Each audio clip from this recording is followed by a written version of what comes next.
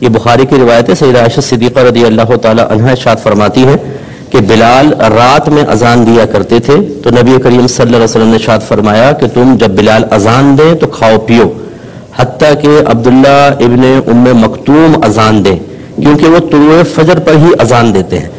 یہ واضح حدیث پاک موجود ہے۔ اس کا مطلب یہ ہے کہ جب اذان دی جائے گی تو سحری بند ہو چکی ہوگی، طلوع فجر ہو چکا ہوگا، تو جو اذان کے درمیان کھائے گا وہ سحری بند ہونے کے بعد کھائے گا تو اس کا روزہ نہیں رہے گا۔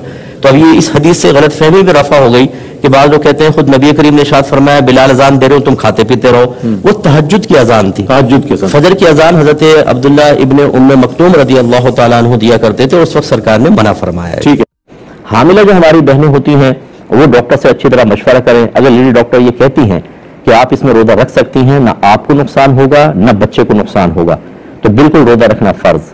لیکن اگر لیڈی ڈاکٹر کہتی ہیں کہ آپ کا روزہ رکھنا آپ کے لیے یا آپ کے بچے کے لیے نقصان کا باعث بن سکتا ہے، بعض اوقات آکسیجن کی کمی ہو جاتی ہے، پانی کم کی پینے کی بنا پر بچے پہ ایفیکٹس پڑ سکتے ہیں، اگر اس طرح صورتحال ہے تو ہماری حاملہ بہنیں روزہ چھوڑ سکتی ہیں۔ جو بہنیں دودھ پلا رہی ہیں، دودھ فیڈ کروا رہی ہیں، یہ یاد رکھیں کہ دودھ پلانے سے روزہ نہیں ٹوٹتا، اس کا کوئی تعلق نہیں ہے۔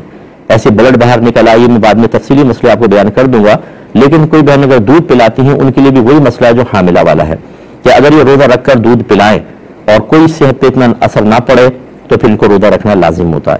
اور فرض کر لیں کہ روزہ رکھتی ہیں، اپنا دودھ پلائیں تو کمزوری ہوتی ہے، لیکن بچہ کسی اور دودھ سے گزارا کر سکتا ہے، کوئی اور گھر کی خاتون پلا دیں جو روزہ نہ رکھیں، جیسے حیض میں ہوتی ہیں بعض بہنیں، یا پھر فرض کر لیں کہ دوسرا جو دودھ ہے یا اور غذا پہ وہ چل سکتا ہے، تو پھر روزہ رکھنا فرض ہوگا اور بچے کو دوسری غذا کی طرف منتقل کرنا لازم ہے، پھر نہیں چھوڑ سکتے۔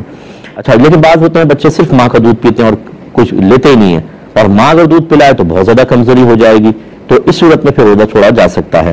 ایسی جو ہماری سرحدوں، ایک بہن نے آفر پوچھا تھا کہ رمضان میں عورتیں حیض روکنے والی گولیاں استعمال کر سکتی ہیں کہ نہیں تاکہ ہم روزے پورے کر سکیں؟ تو ایسا ہرگز نہ کریں۔ قرآن میں واضح طور پہ فرمایا وَلَا تُلْقُوا بِأَيْدِيكُمْ إِلَى التَّهْلُكَةِ، اپنے آپ کو ہلاکت میں مبتلا نہ کرو۔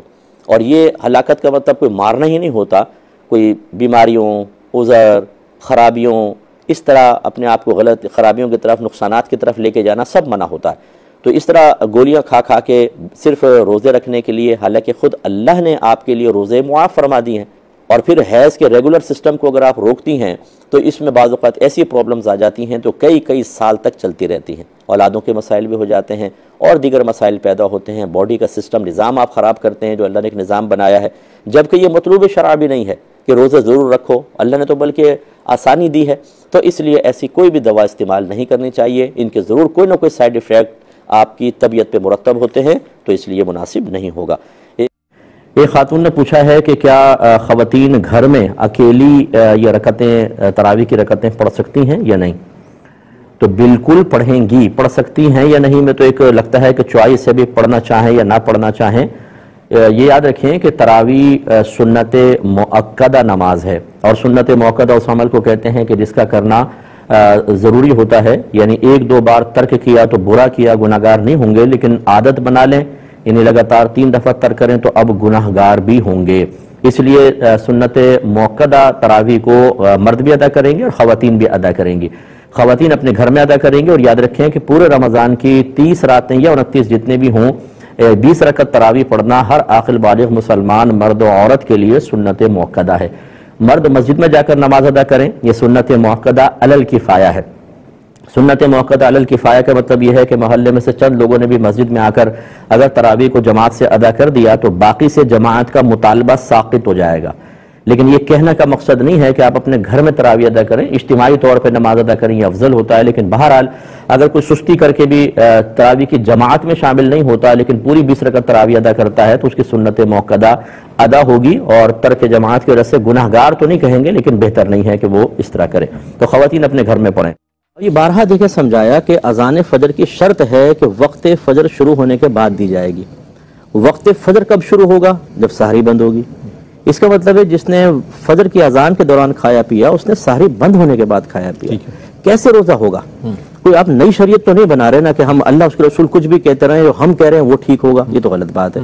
اور اگر ہم ان سے پوچھیں کہ بتاؤ کہ سحری بند ہو جائے پھر بھی اگر کوئی کھائے پیے تو کیا ہوتا ہے؟ روزہ ٹوٹ جاتا ہے۔ اس کا مطلب ہے جس نے اذان کے جیسے وقت فجر ختم ہو، وقت سحر ختم ہوگا تو روزہ شروع ہو گیا، ٹھیک ہے، اب اس کے بعد اگر کھا رہے ہیں تو یہ تو روزہ بند ہونے کے بعد کھا رہے ہیں یا روزہ شروع ہونے کے بعد کھا رہے ہیں تو روزہ بریک ہوگا، اور جان بوجھ کے اگر روزہ توڑ دیا جائے تو اس پہ تو کفارے ہوتے ہیں، اور یہ سب لا علمی میں ہوتا ہے اور یہ سب جہالت کے اندر ہو رہا ہے، تو اس لیے مطلب یہ کہ بہت احتیاط کرنی چاہیے، اور جو علماء کہہ رہے ہیں اس کو سنیں، اپنے گھر والوں کو اس پہ نہ چلیں، یہ روش ٹھیک نہیں ہے کہ جو ہمارے آباء و اجداد ایسا کرتے چلے آئے، یہ جواب تو کفار نے ہر نبی کو تقریباً دیا ہے کہ ہم آپ کی بات نہیں مانیں گے، ہم تو اس پر چلیں گے جس پر اپنے آباء و اجداد کو پایا۔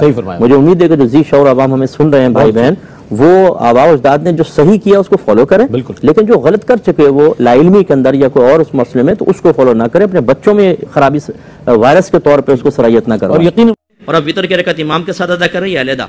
دیکھیں سب سے پہلے تو یاد رکھیے گا اچھی طرح، تراویح کا وقت ہے عشاء کے فرائض کے بعد، لہذا اگر آپ کی عشاء کی جماعت نکل گئی اور تراویح چل رہی ہے تو یوں مت کیجیے گا کہ آپ آگے پہلے تراویح میں شامل ہو گئے، تراویح پڑھ لی پھر عشاء کے فرض، یہ نفل ہو جائیں گے، تراویح ادا نہیں ہوئی، پہلے آپ علیحدہ فرض پڑھ لیں پھر جماعت میں شامل ہو جائیں، ٹھیک ہے۔ اب جو باقی تراویح رہ گئی وہ آپ وتر سے پہلے بھی پڑھ سکتے ہیں، وتر کے بعد بھی پڑھ سکتے ہیں۔ اب رہا یہ سوال، جیسے باہر شریعت میں لکھا ہے کہ جس نے عشاء کے فرض جماعت سے پڑھے وہ وتر جماعت سے پڑھے اور جس نے نہیں پڑھے وہ نہ پڑھے، یہ مسئلہ استحبابی ہے، وجوبی نہیں ہے۔ مفتی منیر رحمان صاحب اس پہ فتویٰ مرتب فرما چکے ہیں کہ اولا اور افضل یہی ہے کہ جس نے عشاء جماعت سے نہیں بھی پڑھی تب بھی وہ وتر جماعت سے ہی پڑھے، اور یہ مفتی صاحب کا بڑا پن ہے، وہ ہم چھوٹوں کو عزت دے دیتے ہیں، وہ فتویٰ مرتب کر کے مفتی صاحب نے کئی مفتیان کرام کو دیا کہ اب اپنی رائے پر پیش کریں، تو ہم نے مفتی صاحب کی بالکل اس میں تائید کی کہ یہ مسئلہ بالکل ہے، ابھی وہ شاید آ بھی گیا ہو، مجھے پتہ نہیں، کافی پہلے کی بات آپ کو بتا رہا ہوں۔ خلاصہ کلام یہ ہے کہ اگر آپ کے عشاء جماعت سے آپ نے نہیں پڑھے تو جماعت کی موافقت بہت اچھی چیز ہوتی ہے، آپ وتر جماعت سے پڑھ سکتے ہیں، اس کے بعد اپنی تراویح جو رہ گئی وہ بعد میں پڑھ لیں، ٹھیک ہے۔ دیکھیں تراویح جو ہے وہ 20 رکعت صحابہ کرام علیہم رضوان سے ثابت ہے، بکثرت حدیثیں ہیں اس پہ موجود، مصنف ابن ابی شیبہ کو اٹھا کے پڑھیں، بہت زیادہ اس میں روایات موجود ہیں۔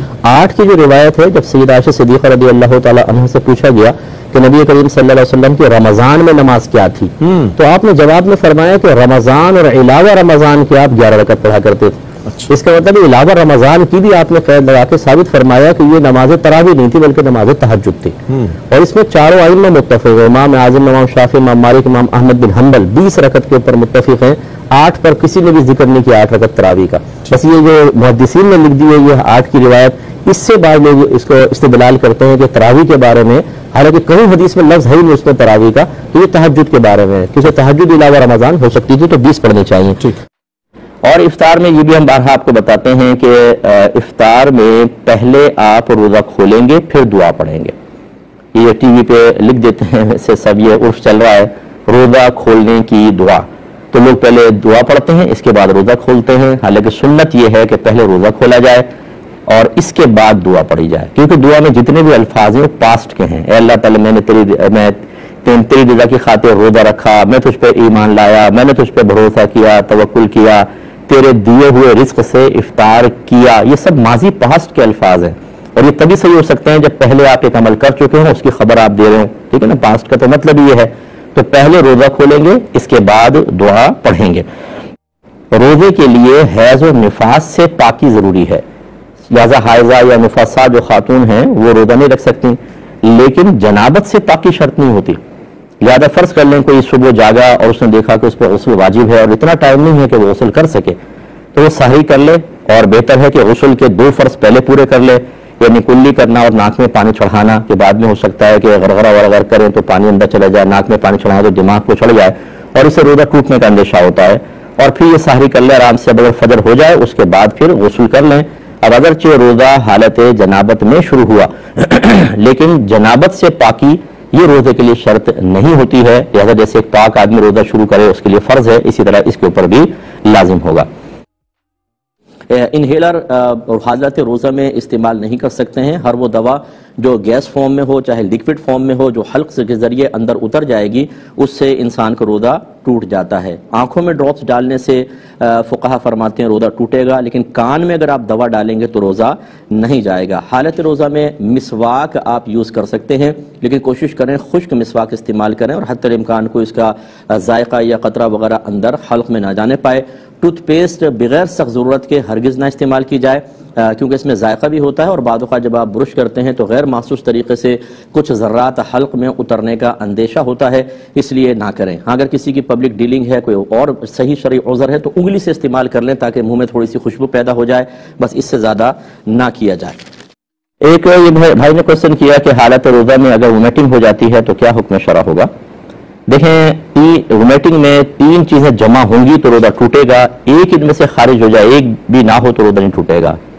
مثلا روزہ یاد ہو، جان بوجھ کر کوئی ایسا عمل کریں کہ جس سے وومیٹنگ ہو اور وہ پریشر کے ساتھ وومیٹنگ آئے جس کو منہ بھر قے کہتے ہیں، اس کا مطلب یہ ہوتا ہے جب وہ آئے تو اس کو آپ روک نہ سکے، ایک دم اچانک آ جاتی ہے اور یعنی پریشر کے ساتھ آتی ہے، اس کو کہتے ہیں منہ بھر قے۔ یہ 3 شرطیں جمع ہوں گی تو روزہ ٹوٹے گا، اگر ان میں سے ایک بھی کم ہو تو روزہ نہیں جائے گا۔ مثال کے طور پر روزہ یاد نہیں تھا، جان بوجھ کر عمل کیا اور منہ بھر قے آئی تو پہلی شرط نہیں ہے، روزہ نہیں جائے گا۔ روزہ یاد تھا، جان بوجھ کے عمل نہیں کیا، ویسے بہت زیادہ ہم لوگ کھا لیتے نا، ٹینکی اوپر تک فل کرتے تو متلی ہو گئی اور وومیٹنگ ہو گئی بغیر ہمارے کسی عمل اختیار کیے اور ہے منہ بھر، تو بیچ والی چونکہ شرط گئی، روزہ نہیں جائے گا۔ روزہ یاد ہے اور جان بوجھ کے عمل کیا لیکن منہ بھر قے نہ آئی، تھوڑی سی آئی، ہلکی سی، تو جیسے بعض اوقات ڈکار آ جاتی ہے اور حلق میں مرچ وغیرہ آ جاتی ہے، تھوڑی بہت منہ میں آ جاتی ہے کوئی چیز تو اس کو پھینک دینا چاہیے، روزہ اس سے قائم رہے گا۔ تو یہ تینوں شرطیں جمع ہوں گی تو روزہ ٹوٹے گا۔ اب مثال کے طور پر روزہ یاد ہے اور کسی نے کوئی ایسا عمل کیا جس سے اس کو یعنی جیسے کوئی مطلب یہ کہ جان بوجھ کر جیسے بہت زیادہ پیٹ بھر جاتا ہے، طبیعت بہت خراب ہو رہی ہے تو اس نے جان بوجھ کے ایسا عمل کیا کہ میٹنگ آئے اور منہ بھرتی تو پھر روزہ جائے گا۔ یہ بس ذہن میں رکھیں، 3 شرائط کے ساتھ روزہ جاتا ہے۔ روزوں کے دوران ایام اسٹارٹ ہو جاتے ہیں تو یہ بہن نے پوچھا توڑ سکتے ہیں کہ نہیں؟ وہ ٹوٹ جائے گا فوراً، آپ کے توڑ سکنے سے کچھ نہیں ہوگا، وہ ٹوٹ جائے گا فوراً، لیکن باقی دن کو جیسے روزہ دار ہوتا ہے ویسے گزارنا بہتر ہوتا ہے تاکہ دیکھنے والوں کو آپ کا مخفی معاملہ ان پہ ظاہر نہ ہو جائے، لیکن کھا پی لیں چھپ کر تو کوئی مسئلہ نہیں ہے، روزہ ٹوٹ گیا بعد میں اس کی قضا کر دیں۔ ٹھیک، انجیکشن یا ڈرپ لگائی تو اس میں اختلاف ہے۔ بعض یہ کہتے ہیں کہ یہ جو منافذ ہیں، ان کو منافذ کہتے ہیں، آنکھ ہے، ناک ہے، منہ ہے، ان کے ذریعے کوئی شے داخل بدن ہوگی دوا یا غذا تبھی روزہ ٹوٹے گا، باقی اگر مساموں کے ذریعے رگوں کے ذریعے جائے تو نہیں ٹوٹے گا، کیونکہ نبی کریم کے دور میں تو وہ چیزیں تھی نہیں، تو لہذا انجیکشن ڈرپ سے روزہ نہیں جائے گا۔ اور بعض یہ کہتے ہیں کہ روزہ ٹوٹنے کا اصل سبب یہ ہے کہ جب ہم دوا یا غذا کو اندر اتارتے ہیں تو دوا ہمارے بدن کی اصلاح کا کام کرتی ہے اور غذا تقویت فراہم کرتی ہے، چنانچہ کوئی بھی ایسی چیز جسم میں کسی بھی جگہ سے داخل ہو جو اصلاح اور تقویت کا سبب بنے وہ روزہ توڑ دے گی۔ جو یہ لاجک رکھتے ہیں وہ یہ کہتے ہیں کہ انجیکشن اور ڈرپ سے روزہ ٹوٹ جائے گا۔ اب عوام کیا کرے تو ہم یہ کہتے ہیں کہ اگر بہت شدید ضرورت ہے، ڈاکٹر یہ کہتے ہیں کہ آپ ڈرپ لگائے بغیر یا انجیکشن لگائے بغیر روزہ پورا ہی نہیں کر سکتے، تو علماء کے اختلاف سے فائدہ اٹھاتے ہوئے ان علماء کے قول پہ آپ چل سکتے ہیں جو کہتے ہیں کہ ڈرپ سے اور انجیکشن سے روزہ نہیں جاتا، اور اگر اس کی ضرورت نہیں ہے، آپ ویسی ہی بھوک لگ رہی ہے، کچھ لوگ کسی ڈاکٹر نے کہا تو ڈرپ چڑھوا لے تو روزہ بڑا آرام سے گزر جائے گا، تو پھر اس میں احتیاط کریں، پھر ان اکابرین کے قول کو فوقیت دیں جو انجیکشن ڈرپ سے روزہ ٹوٹنے کا حکم دیتے ہیں، یعنی دونوں اقوال کو لیں گے لیکن موقع کی مناسبت سے کبھی اس پر اور کبھی اس پر، جب سخت ضرورت ہو تو اس پر عمل کر لیں، ورنہ پھر ٹوٹنے والے قول پر عمل کرنا ہی بہتر ہوتا ہے۔ دیکھیں یہاں 2 صورتحال ہیں، ایک تو چکھنا اگر صرف اتنا ہے کہ زبان پہ لے کے پھینک دیا جائے، حلق سے نہ اتارا جائے، تو پھر اس میں 2 صورتیں بنتی ہے۔ اگر تو شوہر ظالم ہے، اگر چکھیں گے نہیں، نمک تیز یا کم ہو جائے گا اور وہ بعد میں زد و کوب کرے گا تو ان کے لیے بلا کراہت چکھنا جائز ہے، بلا کراہت یہ کر سکتی ہے، روزہ متاثر نہیں ہوگا۔ اور اگر بلا عذر ہے، یعنی کوئی ایسا نہیں بس وہ عادتاً کر لیا یا ویسے ہی چلو میں چکھنے سے مراد مفتی صاحب یہاں پر یہ چکھنا تو زبان سے بھی ذائقہ آ جاتا ہے، اگر وہ نگل لے اسے، ہاں وہ میں دوسری صورت بتاتا ہوں، تو یہ صرف چکھنے کی وہ ہے کہ حلق سے نیچے نہ اترے، اور اگر بلا عذر ایسا کیا تو وہ مکروہ تنزیہی ہوگا، یعنی شریعت نے ناپسند کیا لیکن گناہگار نہیں ہوں گی اور ایسا نہیں کرنا چاہیے۔ اب دوسری صورت کہ حلق سے نیچے اتار لیا، اس میں تو چاہے شوہر ظالم ہو چاہے فرعون ہی کیوں نہ ہو، تو لہٰذا اگر حلق سے نیچے اتار لیا تو اس میں روزہ نہیں بچے گا، روزہ ٹوٹ جائے گا۔ ٹھیک ہے۔ ایک اور دوسری بات یہ کہ بعض لوگ پوچھتے ہیں کہ کیا روزے کے لیے سحری کھانا لازم ہے؟ لازم نہیں ہے، سنت مبارکہ ہے۔ یہ بھی کوئی بہادری نہیں ہے کہ آپ نبی کریم صلی اللہ علیہ وسلم کی سنت کو ترک کر کے بغیر سنت ادا کیے روزہ رکھیں۔ بعض لوگ فخر سے بتاتے ہیں 6 روزے بغیر سحری کے رکھیں، یہ کمال نہیں ہے، کمال تھا نبی کریم صلی اللہ علیہ وسلم کی سنت پر عمل پیرا ہونے میں، اس لیے سحری کھانی چاہیے۔ شوگر کا مریض روزہ رکھ سکتا ہے یا اس کے لیے کوئی نہیں بالکل، شوگر کے مریض کو روزہ رکھنا اسی طرح فرض ہے جیسے دوسرے کو رکھنا فرض ہے۔ اب اگر طبیعت بگڑے بہت زیادہ تو روزہ توڑ دے، ہماری والدہ فوت ہو گئی ماشاءاللہ 70 سے ابو تھی, پورے روزہ رکھا کرتی تھی, شوگر بہت ہائی رہتی تھی ان کی بالکل, بلکہ اس میں روزے میں شوگر بڑی سیٹ ہو جاتی ہے, بیلنس ہو جاتی ہے بالکل, تھوڑا سا ہمت رکھیں. تو بہرحال یہ شوگر کوئی عذر نہیں ہے, ہمت کر کے روزہ رکھیں, طبیعت بگڑے تو توڑ دیں کوئی بات نہیں, پھر اس کی قضا بعد میں رکھ لیجئے گا. کسی بھی طریقے سے خود پر غسل کو واجب کر لینا, ایک ہوتا ہے واجب ہو جانا, ایک ہے واجب کر لینا. واجب کر لینے سے روزہ ٹوٹتا ہے, لہذا کسی نے ویسے ہی غیر فطری طریقے سے روزہ اپنا غسل واجب کر لیا یا باقاعدہ زوجین میں جسمانی تعلق قائم کر لیا تو اس سے روزہ ٹوٹ جائے گا. لیکن اگر غسل خود واجب ہو گیا, توڑا نہیں, تو اس سے کوئی فرق نہیں پڑتا ہے. مثال کے طور پہ جیسے دوپہر میں کوئی نوجوان سو رہا ہو اور احتلام ہو جائے تو غسل تو واجب ہو گیا, لیکن چونکہ یہ غسل واجب کرنا نہیں پایا گیا, یہ ہو گیا ہے, اپنی قدرت و اختیار سے نہیں ہوا ہے, تو لہذا اس سے روزہ نہیں جائے گا. وہ غسل کرے اور اپنا روزہ کنٹینیو رکھے. حالت روزہ میں غرغرہ نہ کرے, ناک میں پانی نہ چڑھائے, ورنہ روزہ ٹوٹنے کا اندیشہ ہوتا ہے. کسی پر غسل واجب بھی ہو جائے تو وہ صرف کلی کر لے, غرغرہ نہ کرے, اور تھوڑا سا ناک میں جہاں احتیاطاً جہاں تک پانی میں چڑھا سکے کہ دماغ کو نہ چڑھے وہاں تک پانی اوپر لے لے, باقی سانس کے ذریعے پر کھینچ کے نہ لے کر جائے. شریعت نے اس کی اجازت دی ہے. اس سے روزہ متاثر نہیں ہوا اگر کوئی مطلب تراویح نہ پڑھے؟ یہ بھی غلط خیال ہے. بعض کہتے ہیں جی نماز تو پڑھتے نہیں, روزہ رکھ رہے ہیں. نماز ایک الگ مستقل عبادت ہے, روزہ ایک الگ مستقل عبادت ہے. اگر فرض نماز بھی چھوڑ دے تو روزے پہ کوئی فرق نہیں پڑے گا, وہ تو فرض ادا ہوگا. ہاں وہ گناہگار ضرور ہوگا, ایسی سنت موقعہ کا ترک کرے گا, عادت بنا لے گا تو گناہگار ہوگا, مناسب نہیں ہے, اس کو ادا کرنی چاہیے, لیکن روزے کی صحت پہ کوئی فرق نہیں پڑتا. روزہ رمضان میں چھوڑنا بہت بڑی بدبختی ہے اور گناہ کبیرہ ہے, اور خدا نخواستہ حلال سمجھ کے چھوڑے کہ میرے لیے کوئی لازم نہیں ہے تو کفر بھی داخل ہو جائے گا. دوسری بات یہ انہوں نے کہا کہ میرے لیے بہت مشکل ہے روزہ رکھنا, روزہ بھوک اور پیاس کی تکلیف کو بہت زیادہ بڑا سمجھ کے روزہ چھوڑ دینا. ان کو سوچنا چاہیے کہ موت کے وقت جب اسی روزہ چھوڑنے کی وجہ سے عذاب ہوگا, عذاب قبر ہوگا, میدان محشر کی ذلت رسوائی ہوگی, پھر اللہ اگر ناراض ہوا جہنم میں داخلہ, اس پر صبر کیسے کرے گا اور کیسے اس کو برداشت کر سکتا ہے, اس لیے سوچنا چاہیے. تیسرا یہ کہ اللہ کی رحمت بہت بڑی, وہ جو بخش دے گا. اگر وہ واقعی اللہ کی رحمت پر کامل یقین رکھتا ہے تو اپنے آپ کو آزما کر دیکھے, کمرہ بند کر کے اندر بیٹھ جائے, کچھ بھی کھائے پیے کچھ بھی نہیں, دیکھیں اللہ کی رحمت بہت بڑی. اپنے بندے کو بھوکا کوئی مارے گا, چھت پھٹے گی, آسمان سے تھال آئے گا, جبریل امین لے کر آئیں گے کہ بھائی کھانا کھاؤ. تو اللہ کی رحمت کے اتنے کامل یقین ہے, ذرا بیٹھ کے تو دیکھیں. وہاں کامل یقین نہیں ہوگا, وہاں کمانا بھی پڑے گا, فراڈ بھی کرنا پڑے گا, جھوٹ بھی بولنا پڑے گا, سب کرنا پڑتا ہے بھائی, تب پیٹ میں جاتی ہے غذا. تو جہاں پر چاہے روزہ رکھو نہ رکھو اللہ آپ سے راضی ہو جائے گا. یہ آپ نے خیال کیسے اپنے ذہن میں پیدا کیا؟ اس لیے غلط خیال ہے اور شیطانی نفسانی خیال ہے. اور خوراک کا ذرہ اگر حلق سے اترے, میں کہا ذائقہ محسوس ہو گیا, عمومی طور پہ صرف ذرات سے تو ذائقہ محسوس نہیں ہوتا, لیکن فرض کر لیں کہ حلق میں محسوس کر بھی لیا تو اس میں شریعت نے کافی رعایت دی ہے. اس میں اگر چنے کے برابر کوئی چیز ہو تو پھر اس کا مسئلہ ہوتا ہے, ورنہ تھوڑے بہت ذرات جو حلق میں دانتوں میں رہ جائیں, ذائقہ محسوس ہو بھی جائے تب بھی روزہ ہو جائے گا, مسئلہ نہیں ہے. دیکھا وہ کہتے ہیں یار روزہ لگ رہا ہے آج تو بہت, یہ روزہ لگنا یا روزہ محسوس ہونا یہ کہنا روزے کو کتنا متاثر کرتا ہے, کچھ فرمائیے گا. مطلب یہ اگر تو بطریق اعتراض ہے, شکوہ ہے, اس طرح ظاہر کر رہا ہے جیسے روزے کو مصیبت سمجھ رہے ہیں, تو پھر تو یہ غیر مناسب ہے کہ اللہ تعالیٰ کی اتنی بہترین عبادت, مقرر کردہ عبادت کہ جو ہمارے باطن کو صاف ستھرا کر دے اور تقوی کے قریب کر دے, اس کو برا کہنا غلط ہوگا. اس کی تو آخری حد کفر بھی ہو سکتی ہے, یا کم از کم گناہ گار تو ہوگا. اور ایک بعض اوقات ہوتا ہے کہ کیسا جا رہا ہے روزہ, اور ہم ویسی نارمل انداز میں کہتے ہیں آج تو بہت سخت لگ رہا ہے روزہ, اس میں کوئی حرج نہیں ہے کہ اپنے رائے کا اظہار کرنا, وہ دیکھ لے انداز کیا ہے بس. ایک تو یہ کہ روزے کی حالت میں میں انسولین لگا سکتا ہوں یا نہیں؟ انسولین کے, اچھا انسولین ہاں بالکل لگا سکتے ہیں, کوئی مسئلہ نہیں ہے, بالکل لگا سکتے ہیں, کیونکہ وہ انجیکشن کی صورت کے اندر ہوتی ہے اور بعض لوگ اس کے بغیر روزہ پورا نہیں کر سکتے, تو ان کے لیے حکم جواز ہوگا. میرا پہلا سوال یہ ہے کہ کہتے ہیں کہ افطار کے وقت دعا قبول ہوتی ہے, تو افطار سے پہلے دعا کریں یا بعد میں؟ ٹھیک ہے, ٹھیک ہے. اور جی یہ افطار کے وقت سرکار نے ارشاد فرمایا کہ افطار کے وقت کی دعا اللہ تعالیٰ کی بارگاہ میں مقبول ہے. کرنے سے پہلے, ہاں تو افطار سے تھوڑی دیر پہلے انسان دعا کرے پھر افطار کرے. فقہ حنفی میں جو بدنی عبادت ہے, خالصتاً بدنی عبادت, خالصتاً بدنی اسے کہتے ہیں جس میں مال کا دخل نہیں ہوتا, خرچ کا دخل نہیں ہے, جیسے نماز, روزہ, یہ کوئی بھی کسی دوسرے کی طرف سے نہیں رکھ سکتا. لہذا فرض کر لیں اگر آپ کسی عذر کے سبب روزہ نہ رکھ سکیں تو بعد میں صحت کا انتظار کریں. اگر ڈاکٹر کہتے ہیں بعد میں بھی صحت نہیں ہے تو پھر اس کا فدیہ ہے, ایک صدقہ فطر کی مقدار ہر روزے کے بدلے میں آپ کو صدقہ کرنی ہوگی, رکھوا نہیں سکتے ہیں. روزے میں لپسٹک لگا سکتے ہیں, لیکن بعض بہنوں کی عادت ہوتی ہے وہ لپسٹک زبان لگاتی ہیں بار بار, تو اگر اس کے اجزاء اندر چلے گئے تو روزہ ٹوٹنے کا امکان ہے. تو اگر ایسی عادت نہیں ہے تو بہرحال لپسٹک لگا سکتی ہیں, زبان نہ لگے اس کے اوپر. اور دوسرا سوال یہ ہے کہ رمضان المبارک میں سرعام کھانے پینے والوں کی کیا سزا ہے؟ ٹھیک ہے. سریعام کھانے پینے کی، رمضان میں سریعام کھانا پینے کی سزا حاکم اسلام اگر ہوتا تو اس کو قید میں ڈال دیتا اور اس کو سخت سزا ہے، لیکن اب بہرحال نہیں ہے. اب یہ تو ہے کہ کم از کم سریعام کھانا اگر عذر کے ساتھ بھی تھا تو اب گھر میں کھاتے، اگر خدا نخواستہ عذر تھا. سریعام کھانا بہرحال گناہ کبیرہ ہے، اس سے بچنا چاہیے.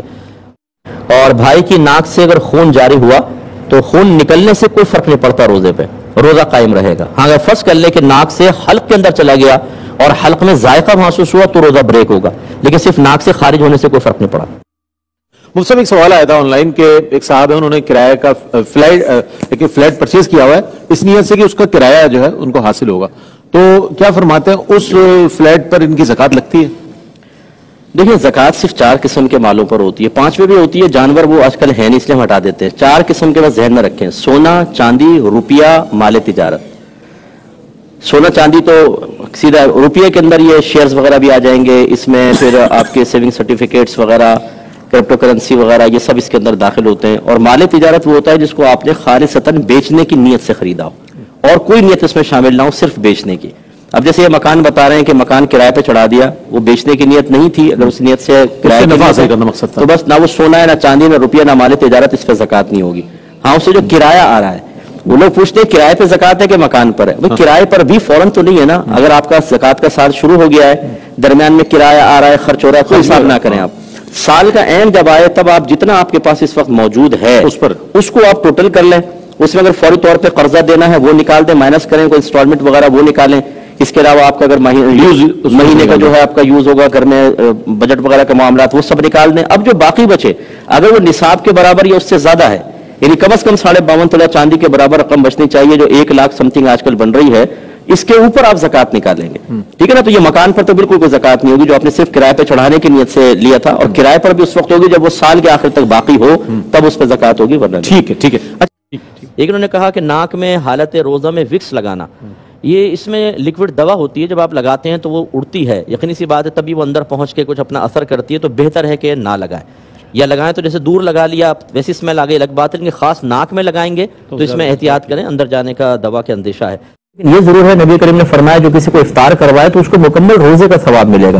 تو صحابہ نے پوچھا کہ کیا یہ پیٹ بھر کے کھلانے والے کو ملے گا؟ فرمایا کہ نہیں، یہ ثواب تو اسے بھی ملے گا جو 1 گھونٹ پانی یا 1 کھجور سے افطار کروائے. تو اسی لیے اگر آپ چاہتے ہیں کہ ایک دن میں 10-12 روزے رکھیں، ایک کھجور ہی بانٹ دیں لوگوں کے اندر، میرے کھجور سے افطار کر لینا، 10-12 روزوں کا ثواب مل جائے گا انشاءاللہ. اور ایک بہن نے فرمایا تھا کہ حالت روزہ میں سرما اور تیل لگانے کی کیا شرعی حیثیت ہے؟ تو لگا سکتے ہیں. سرمے کی اجازت تو باقاعدہ ایک صحابی کو نبی کریم نے دی، اور تیل بھی لگا سکتے ہیں. ہاں ایسی حیت بنانا کہ آپ لوگوں کے سامنے جائیں تو لوگوں کو ایسا لگے کہ اس نے شاید روزہ نہیں رکھا، وہ غیر مناسب ہوتا ہے. اس میں وضاحت کر دیں بھائی میں نے روزہ رکھا ہوا ہے، ورنہ تیل وغیرہ لگانے سے روزے میں کوئی فرق نہیں پڑتا. عورت کے لیے کیا شوہر سے اجازت لینا ضروری ہے اعتکاف کے لیے؟ ٹھیک ہے جی. ایک انہوں نے کہا کہ عورت شوہر کی اجازت کے بغیر اعتکاف میں بیٹھ سکتی ہے کہ نہیں. دیکھیں ویسے تو یہ آخری 10 دنوں کا اعتکاف سنت موقدہ ہوتا ہے، لیکن یہ سنت موقدہ بھی نوافل کے تحت ہی آتے ہیں، اور نفل عبادت میں ہسبینڈ کی اجازت کے بغیر عورت نہیں کوئی عبادت نہیں کر سکتی. پہلے ہسبینڈ سے پوچھے وہ، ٹھیک ہے نا. اگر شوہر اجازت دیں تو بیٹھیں، ورنہ ناراض نہ ہو نہ کریں. روزے کی حالت میں اگر غیر ضروری بال جسم سے علیحدہ کیے جائیں یا ناخن وغیرہ کاٹا جائے تو کوئی شرعی طور پہ حرج تو نہیں ہے. دیکھیں بالکل حرج نہیں ہے، بس روزے میں 3 چیزوں کا ہمیں دھیان رکھنا ہوگا. نمبر 1 کھائیں گے پئیں گے نہیں. نمبر 2 وومیٹنگ جان بوجھ کر نہیں کرنی ہے، کوئی ایسا عمل نہیں کرنا جس سے وومیٹنگ باہر آئے، تو اس میں بھی پرابلم ہو سکتا ہے. نمبر 3 کسی بھی طریقے سے غسل واجب نہ ہو، یعنی جیسے زوجہ سے جسمانی تعلق قائم کرنا یا خدا نخواستہ خود غسل واجب کرنا، ان سے روزہ ٹوٹتا ہے.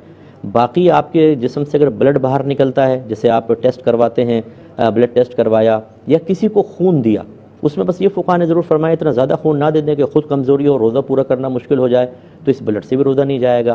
اسی طریقے سے جو بہنیں بچوں کو فیڈ کرواتی ہیں حالت روزہ میں، اس سے بھی روزہ نہیں جاتا. تو اسی طریقے سے آپ دیکھیں کوئی نیلز کاٹ رہا ہے، اب یہ نہ کھانا پینا کوئی چیز جاری ہے، نہ یہ وومیٹنگ ہے، نہ کسی طرح غسل واجب ہونے کا کوئی سلسلہ ہے، تو اس سے روزے پر کوئی فرق نہیں پڑے گا. ایسے ہی غیر ضروری بال بھی ہم صاف کروا سکتے ہیں. جی یہ کسی نے پوچھا تھا کہ کیا غیبت کرنے سے روزہ ٹوٹ جاتا ہے؟ تو یہ ٹوٹتا تو نہیں ہے، مکروہ ہو جاتا ہے. وہ جو حدیث میں آیا کہ جو 2 بچیوں نے ایسا روزہ رکھا اور پھر انہوں نے غیبت کی تو نبی کریم صلی اللہ علیہ وسلم نے فرمایا انہوں نے روزہ کہاں رکھا، وہ تو لوگوں کے گوشت کھاتی رہی ہیں. وہ مانوی لحاظ سے ہے، حقیقی لحاظ سے اس سے کھانے پینے کے برابر نہیں ہے. تو تو اس سے روزہ نہیں جائے گا، لیکن مکروہ ضرور ہے، اجتناب کرنا چاہیے۔ اور میرا تیسرا سوال یہ ہے کہ رمضان المبارک میں مرنے والوں کو عذاب قبر نہیں ہوتا، تو کیا ہم اللہ تعالیٰ سے رمضان المبارک میں مرنے کی دعا کر سکتے ہیں؟ اور اگر کوئی رمضان میں انتقال کر جائے تو بالکل عذاب قبر اٹھا لیا جاتا ہے اس سے۔ ابھی کہتے ہیں کہ کیا رمضان میں مرنے کی دعا کر سکتے ہیں، تو اس میں کوئی حرج نہیں ہے۔ حضرت عمر فاروق رضی اللہ تعالیٰ عنہ نے بھی مدینے میں انتقال کے اللہ کی بارگاہ میں دعا کی تاکہ مجھے شفاعت سرکار حاصل ہو اور آپ کی دعا مقبول بھی ہو، تو اس میں کوئی حرج نہیں ہے، لیکن اس پہ اصرار کرنا غلط ہوگا کہ اللہ تعالیٰ مجھے بس رمضان میں مرنا ہے اور رمضان میں موت عطا فرما، ایسا نہیں۔ اللہ تعالیٰ اگر میرے حق میں تیرا ذلی فیصلہ یہ ہے کہ میں رمضان میں ہی مروں تو مجھے عافیت کے ساتھ رمضان میں وفات عطا فرما۔ جی، رمضان میں جو نئے نمازی ہوتے ہیں ان کا مذاق اڑانا بالکل حرام اور گناہ کبیرہ ہے۔ آپ کو کیا پتا کہ کون کس نیت کے ساتھ آیا، ہو سکتا ہے اللہ تعالیٰ اس کو استقامت دے، اور اگر آپ اور میں عبادات پہ استقامت پذیر ہے تو خدا کی قسم ہمارا کوئی کمال نہیں ہے، یہ ہمارے رب کا کرم ہے کہ وہ ہمیں عبادات کی توفیق عطا فرما دیتا ہے۔ تو لہٰذا ایسے لوگوں کا مذاق اڑانا بالکل غلط ہے۔ ایسا نہ ہو کہ اللہ تعالیٰ ان کو استقامت دے دے اور آپ سے یہ دولت استقامت چھین لے، تو ایسا ہرگز نہ کریں۔ جس نے ایسا کیا اللہ کی بارگاہ میں توبہ کریں اور ان بھائیوں کو ویلکم کریں، ان کو حوصلہ افزائی کریں، خوشی کا اظہار کریں، بلکہ تحفہ دیں کہ یار بہت خوشی ہوئی کہ آپ ماشاءاللہ اللہ آپ کو استقامت دے، تاکہ ان کی حوصلہ افزائی اور نمازی بنے، نہ یہ کہ بدزن کر کے بھگا دینا۔ اگر کوئی خاتون حافظہ ہیں تو کیا وہ رمضان میں نماز تراویح اپنے گھر میں باجماعت پڑھا سکتی ہیں کہ نہیں؟ دیکھیں، ہمارے فقہ حنفی کی روشنی میں اور محض عورتوں کی جماعت کو مکروہ تحریمی قرار دیا ہے۔ دلائل پہ میں نہیں جاتا ہوں، لیکن مکروہ تحریمی یعنی حرام کے نزدیک قرار دیا ہے۔ اس لیے خواتین کو چاہیے کہ اپنے گھروں میں ہی نماز پڑھیں۔ ہاں، اگر اطراف میں جیسے باہر کے کنٹریز کے اندر مساجد کے اندر عورتوں کے لیے تراویح کا یا جمعے کا یا عیدین کا اہتمام ہے اور وہ باپردہ نکلتی ہیں، محارم کے ساتھ جاتی ہیں، یا مسجد قریب ہے تو چلیں 2-4 عورتیں مل کے چلی گئیں، اور وہ مقام ایسا ہے کہ جہاں پر جا کے وہ نماز پڑھتی ہیں کسی نامحرم کی نظر نہیں پڑتی ہے، وہ کیمراز وغیرہ ایسے نہیں لگے ہوئے کہ عورتوں کے چہرے وغیرہ کوئی دیکھے، اور وہاں پہ جانا صرف یہی مقصود ہو کہ نماز ادا کریں گے، جس کی علامت یہ ہے کہ ختم ہو تو بس وہاں سے واپس آ جائیں، یہ نہیں کہ وہاں پہ بیٹھ گئیں اور دنیا کی باتیں سٹارٹ کر لیں۔ اور راستہ بھی پر امن ہونا چاہیے، یعنی کسی قسم کا کوئی عزت کا مسئلہ نہ ہو، لوٹنے کا مسئلہ نہ ہو۔ تو ان اگر چیزوں کا خیال رکھ لیا جائے تو پھر اس طرح تو عورتیں مردوں کے پیچھے تو نماز پڑھ سکتی ہیں، لیکن خالصتاً عورتوں کی جماعت ہم منع ہی کرتے ہیں، فقہ حنفی میں منع ہے، اور یہ صرف حافظہ ہیں۔ ہاں، اگر ایسا ہوتا کہ کوئی عالمہ خاتون ہوتی ہیں، کوئی مفتیہ خاتون ہوتی جو یا اچھی تربیت کرنے والی ہیں، اور وہ یہ سمجھتی ہیں کہ عورتیں اپنے گھروں میں تو نماز پڑھتی نہیں ہیں کیونکہ عورتیں اچھی طرح جانتی ہیں ایک دوسری کو، اگر یہاں پر ہم جماعت کا اہتمام کر لیں اور یہ عورتیں تمام جیسے میں نے قیودات ذکر کی ان کا خیال رکھ کر آئیں، اور وہاں پر تراویح کے بعد ایک مختصر درس قرآن یا درس حدیث رکھا جائے جس میں عورتوں کی اصلاح ہو، ان کو شرعی مسائل سکھائے جائیں، ان کی اخلاقی اور کردار کے لحاظ سے تربیت کی جائے، اور امید ہو کہ عورتیں اس کو قبول بھی کریں گی، پھر اس کی گنجائش نکل سکتی ہے، پھر اس کی اجازت دی جا سکتی ہے۔ یا پھر فرض کر لیں کوئی ایسی خاتون جماعت کرانا شروع ہو گئی ہیں کہ جن کے عقائد مسلمانوں کے عقائد سے متصادم ہیں، صحیح نہیں ہیں، اس میں اگر کوئی یہ اس صورت میں تو یہ حافظہ بھی اگر ہیں اور یہ سمجھتی ہیں کہ میں اگر جماعت قائم کروں گی تو عورتیں وہاں نہیں جائیں گی اور ان کی برین واشنگ نہیں ہوگی، تو پھر وہ قائم کر سکتی ہیں۔ یہ میرا جواب 2-3 دفعہ یوٹیوب پہ آپ سن لیں، تو جہاں شریعت نے کوئی مجبوری ہے وہاں سمجھ لیجیے اجازت دی ہے یا اجازت ہو سکتی ہے، اور جہاں کوئی مجبوری نہیں ہے وہاں پر عورتیں اپنے گھر میں ہی تراویح پڑھیں، یہ سب سے افضل اور اعلیٰ صورت ہے۔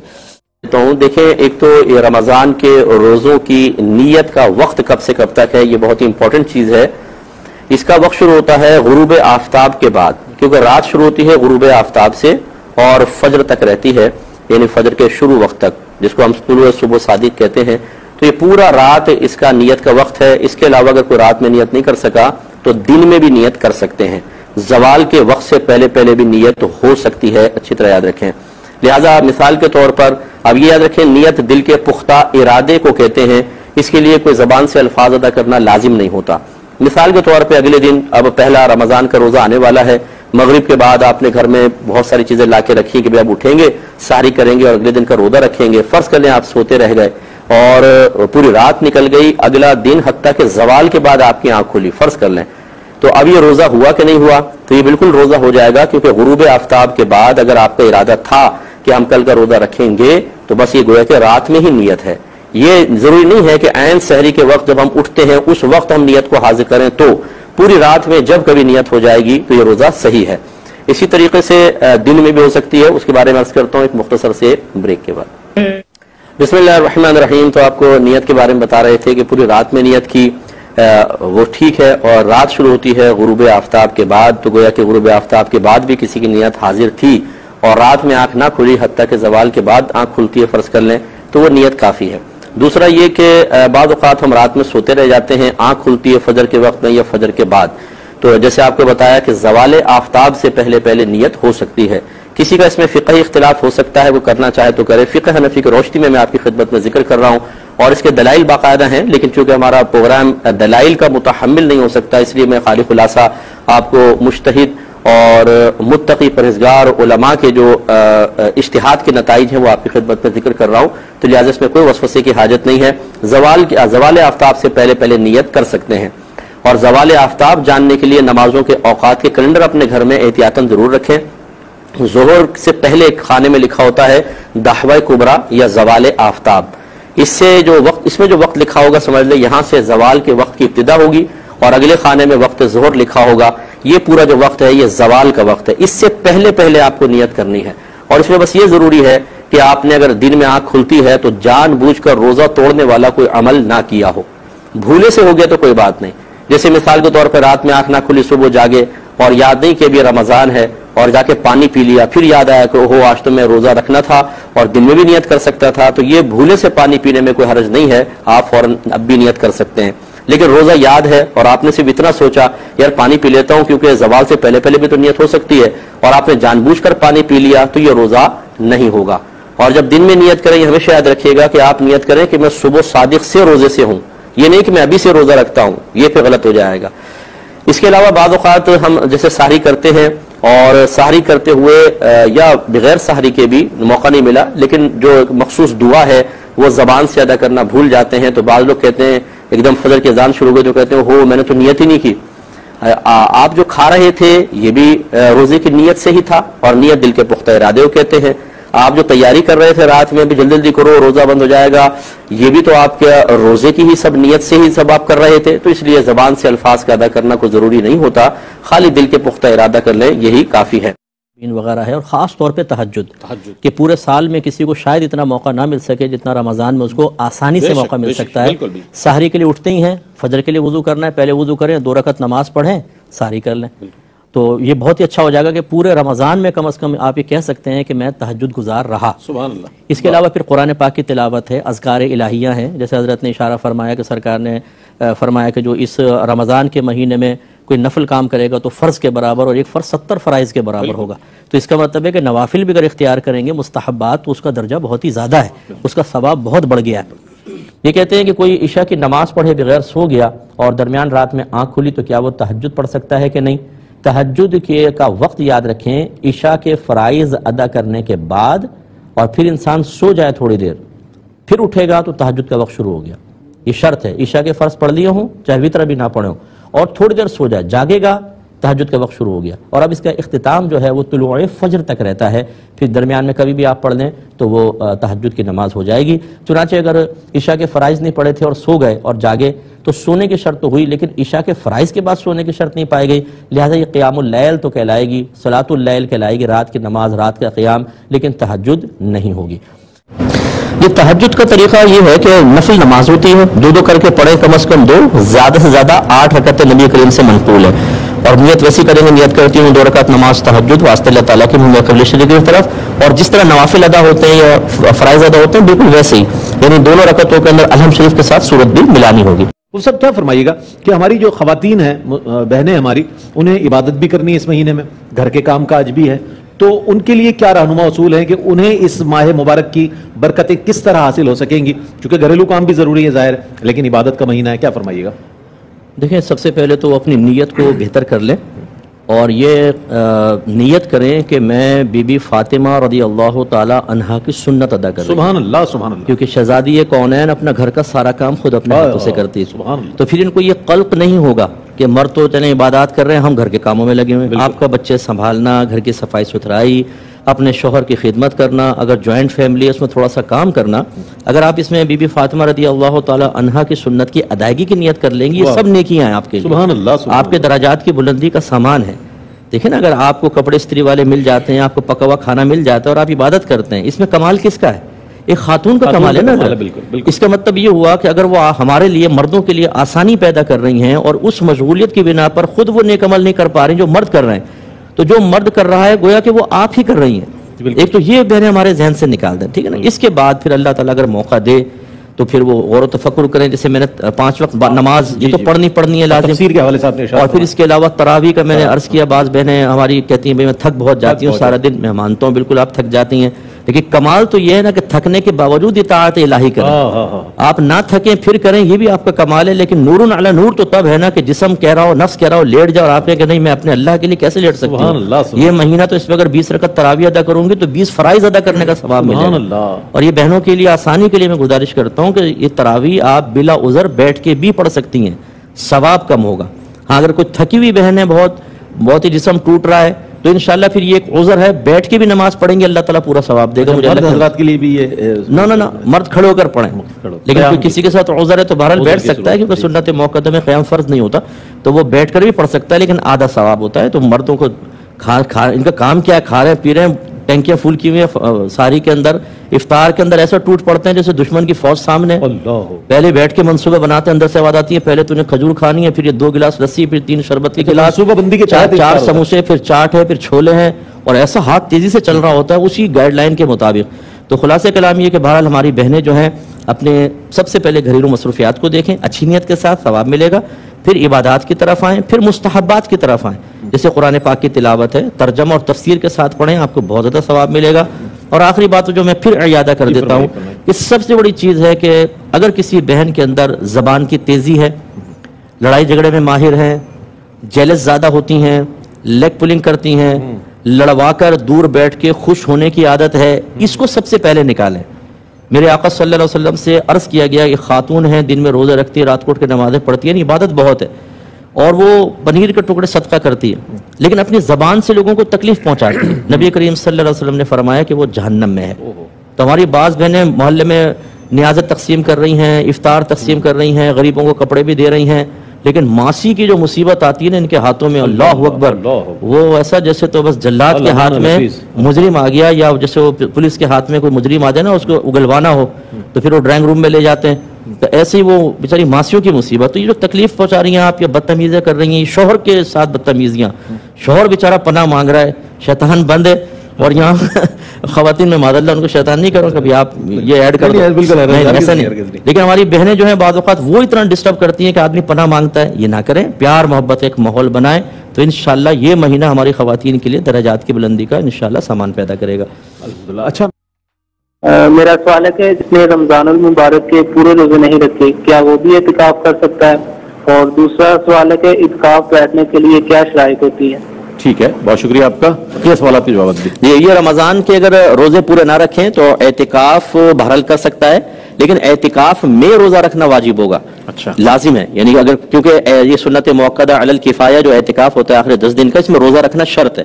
اگر روزہ ہی نہیں رکھے گا تو اعتکاف بھی نہیں ہوگا, اس کا یاد رکھیں. اور اسی طرح یہ شرائط اعتکاف بس یہ ہے کہ 20 کی غروب آفتاب سے پہلے مسجد میں آ جائیں, اور بالغ ہونا شرط نہیں ہوتا, نابالغ بھی کر سکتا ہے, لیکن سمجھدار بچہ ہو اور مسجد کی بے حرمتی وغیرہ نہ کرے, تمام احکام مسائل وغیرہ اس کو معلوم ہو, تو پھر وہ اعتکاف بالکل کر سکتا ہے. ٹھیک ہے, آپ کے سوال. ایک یہ بھائی نے کوشچن کیا, یہ بڑی مشہور مطلب بات ہے, رمضان سے متعلق بھی ہے, سب سمجھیں. یہ کہتے ہیں ایک حدیث لوگ یوں بیان کرتے ہیں کہ جس کو اپنی قضا نمازوں کی تعداد معلوم نہ ہو تو رمضان کے آخری جمعے میں 4 نفل ایک سلام سے پڑھیں, فاتحہ کے بعد آیت الکرسی 7 بار اور سورہ کوثر 15 بار پڑھیں. اگر 700 سال کی بھی قضا نمازیں ہوں گی تو سب کا کفارہ ہو جائے گا. کیا یہ حدیث ہے؟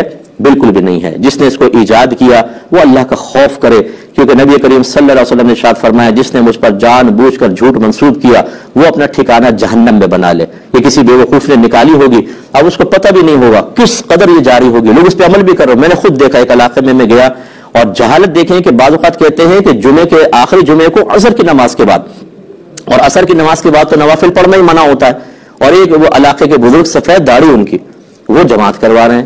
یہ کافی پہلے کی بات بتا رہا ہوں, جب میں عالم بھی نہیں تھا لیکن میں تبلیغ دین کے شعبے سے وابستہ تھا. تو میں نے کہا یہ کیا کر رہے ہیں؟ تو انہوں نے بتایا کہ جی یہ والی 4 رکعت نماز پڑھ رہے ہیں تاکہ قضا کا کفارہ ہو جائے. یہ تو حال ہے ہم لوگوں کا کہ اگر سفید داڑھی ہے, علاقے میں آپ کے لوگ ہاتھ چومنے لگ گئے ہیں, آپ کو حاجی صاحب کہہ کر پہلی صف میں بٹھا رہے ہیں, تو اس کا مطلب ہے آپ شارع بن جائیں, آپ غلط چیز کو رائج کر دیں. کہ اللہ تعالیٰ رحم فرمائے، تو اس کے لیے اتنا بڑا گناہ جاریہ ہے یہ کہ جب مرے گا اگر یہ توبہ نہ کر کے مرا تو اس کا تو انجام بڑا دردناک ہے، بہت دردناک انجام ہے۔ جتنے لوگ گمراہی کا شکار ہوتے رہیں گے بیچارے، وہ اس کو پڑھ کر کے جو ہماری تو قضا ادا ہو گئی، ساری 700 سال کی بھی تو ادا ہو گئی، اب وہ کچھ بھی نہیں کریں گے، حالیہ نمازیں پڑھ نہیں رہے اور دیگر معاملات، تو ان کے لیے بہت بڑا وبال ہے۔ اللہ تعالیٰ اس شخص کے اوپر رحمت نازل فرمائے اور اس کو ہدایت اور توبہ کی توفیق عطا فرمائے۔ اعتکاف متاثر ہو سکتا ہے، یہ بتائیے گا اس حوالے سے کہ مکروہات کیا ہے اعتکاف کی اور کس طرح اعتکاف فاسد ہو جاتا ہے، کچھ اس پر کلام فرمائیے۔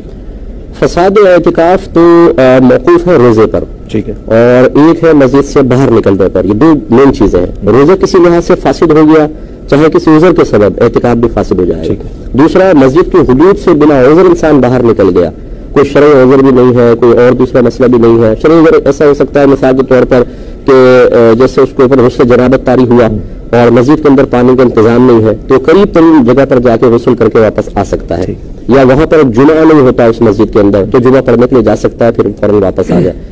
اگر وہ بغیر کسی عذر کے باہر نکلے گا تو پھر اعتکاف فاسد ہوگا۔ دو صورتوں میں فساد ہے۔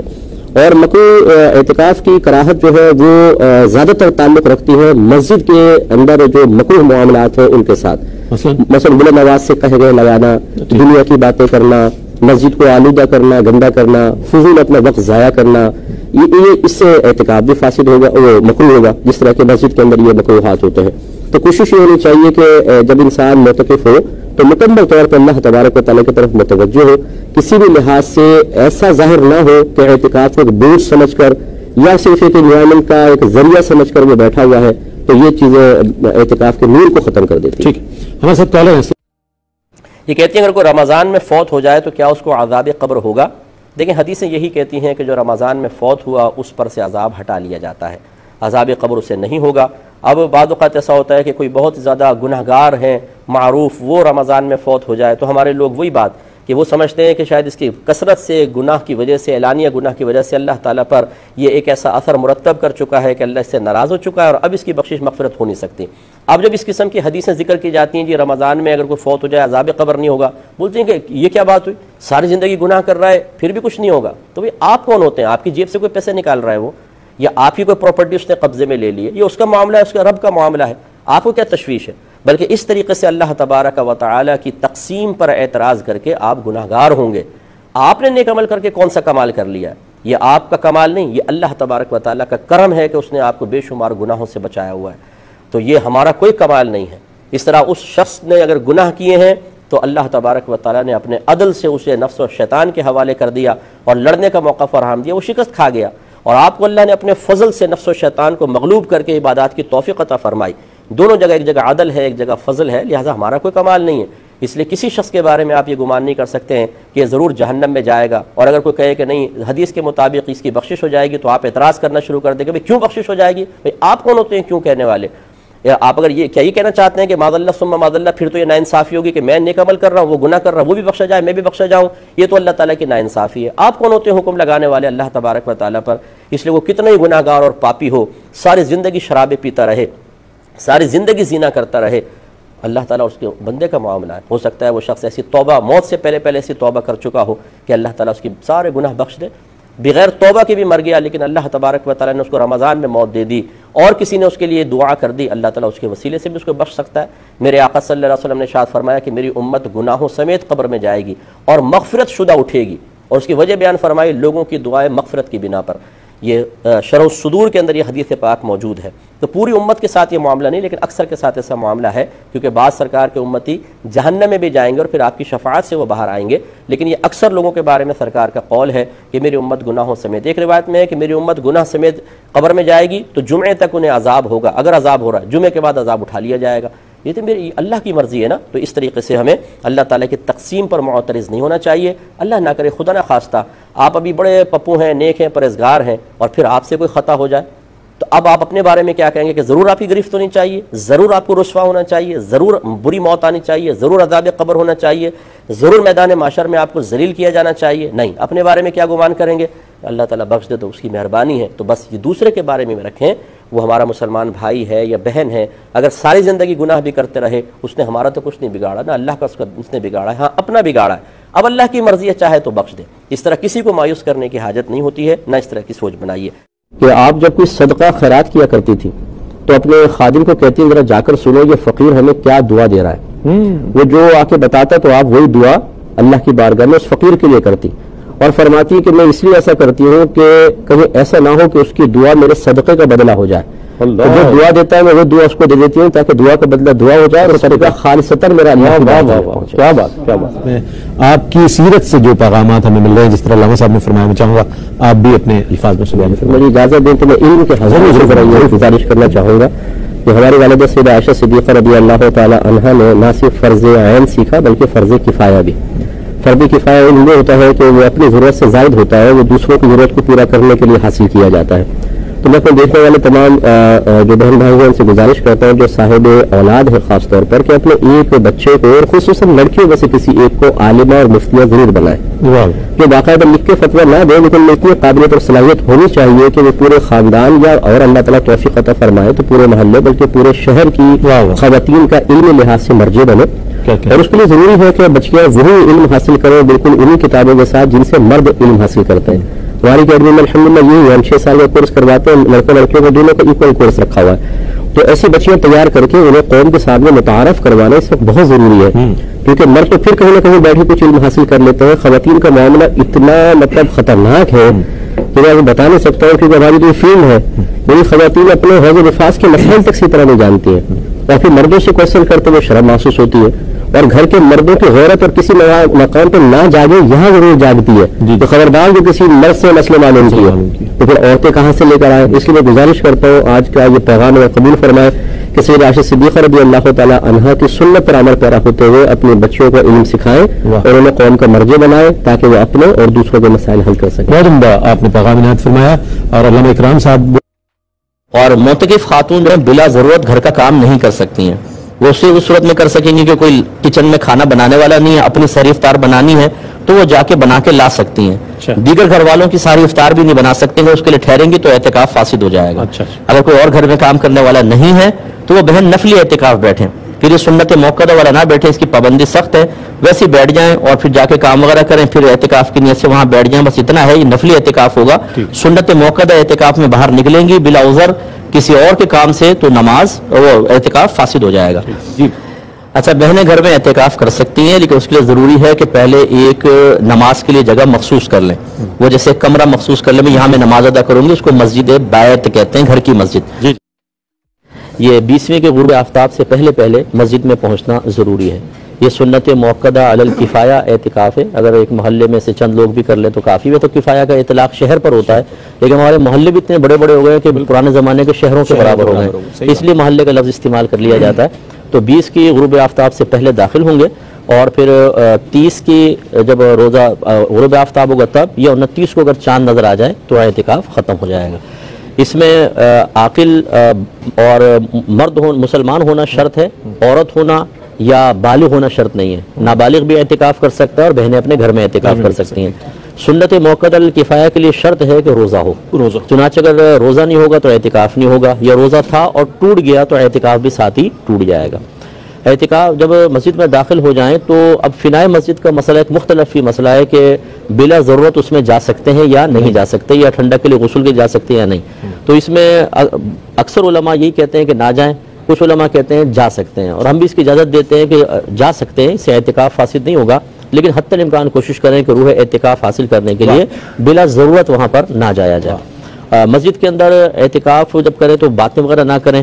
اس میں آپ اذان دے سکتے ہیں, اس میں آپ کوئی چیز دینی پروگرام اگر بغیر آواز کے کوئی یوٹیوب اس پہ دیکھنا چاہیں اسکرین پہ دیکھ سکتے ہیں. اس کے علاوہ قرآن پاک کی تلاوت, مختلف نوع کے عبادات اختیار کریں. اور بہنیں جو ہیں وہ اپنے مسجد بیت میں اعتکاف کریں گی. جس طرح ایک معتکف مسجد سے باہر نکلے تو اعتکاف بلا ضرورت باہر نکلے تو فاسد ہو جاتا ہے, ایسی وہ اپنے کمرے سے باہر نکلیں گی تو اعتکاف فاسد ہوگا.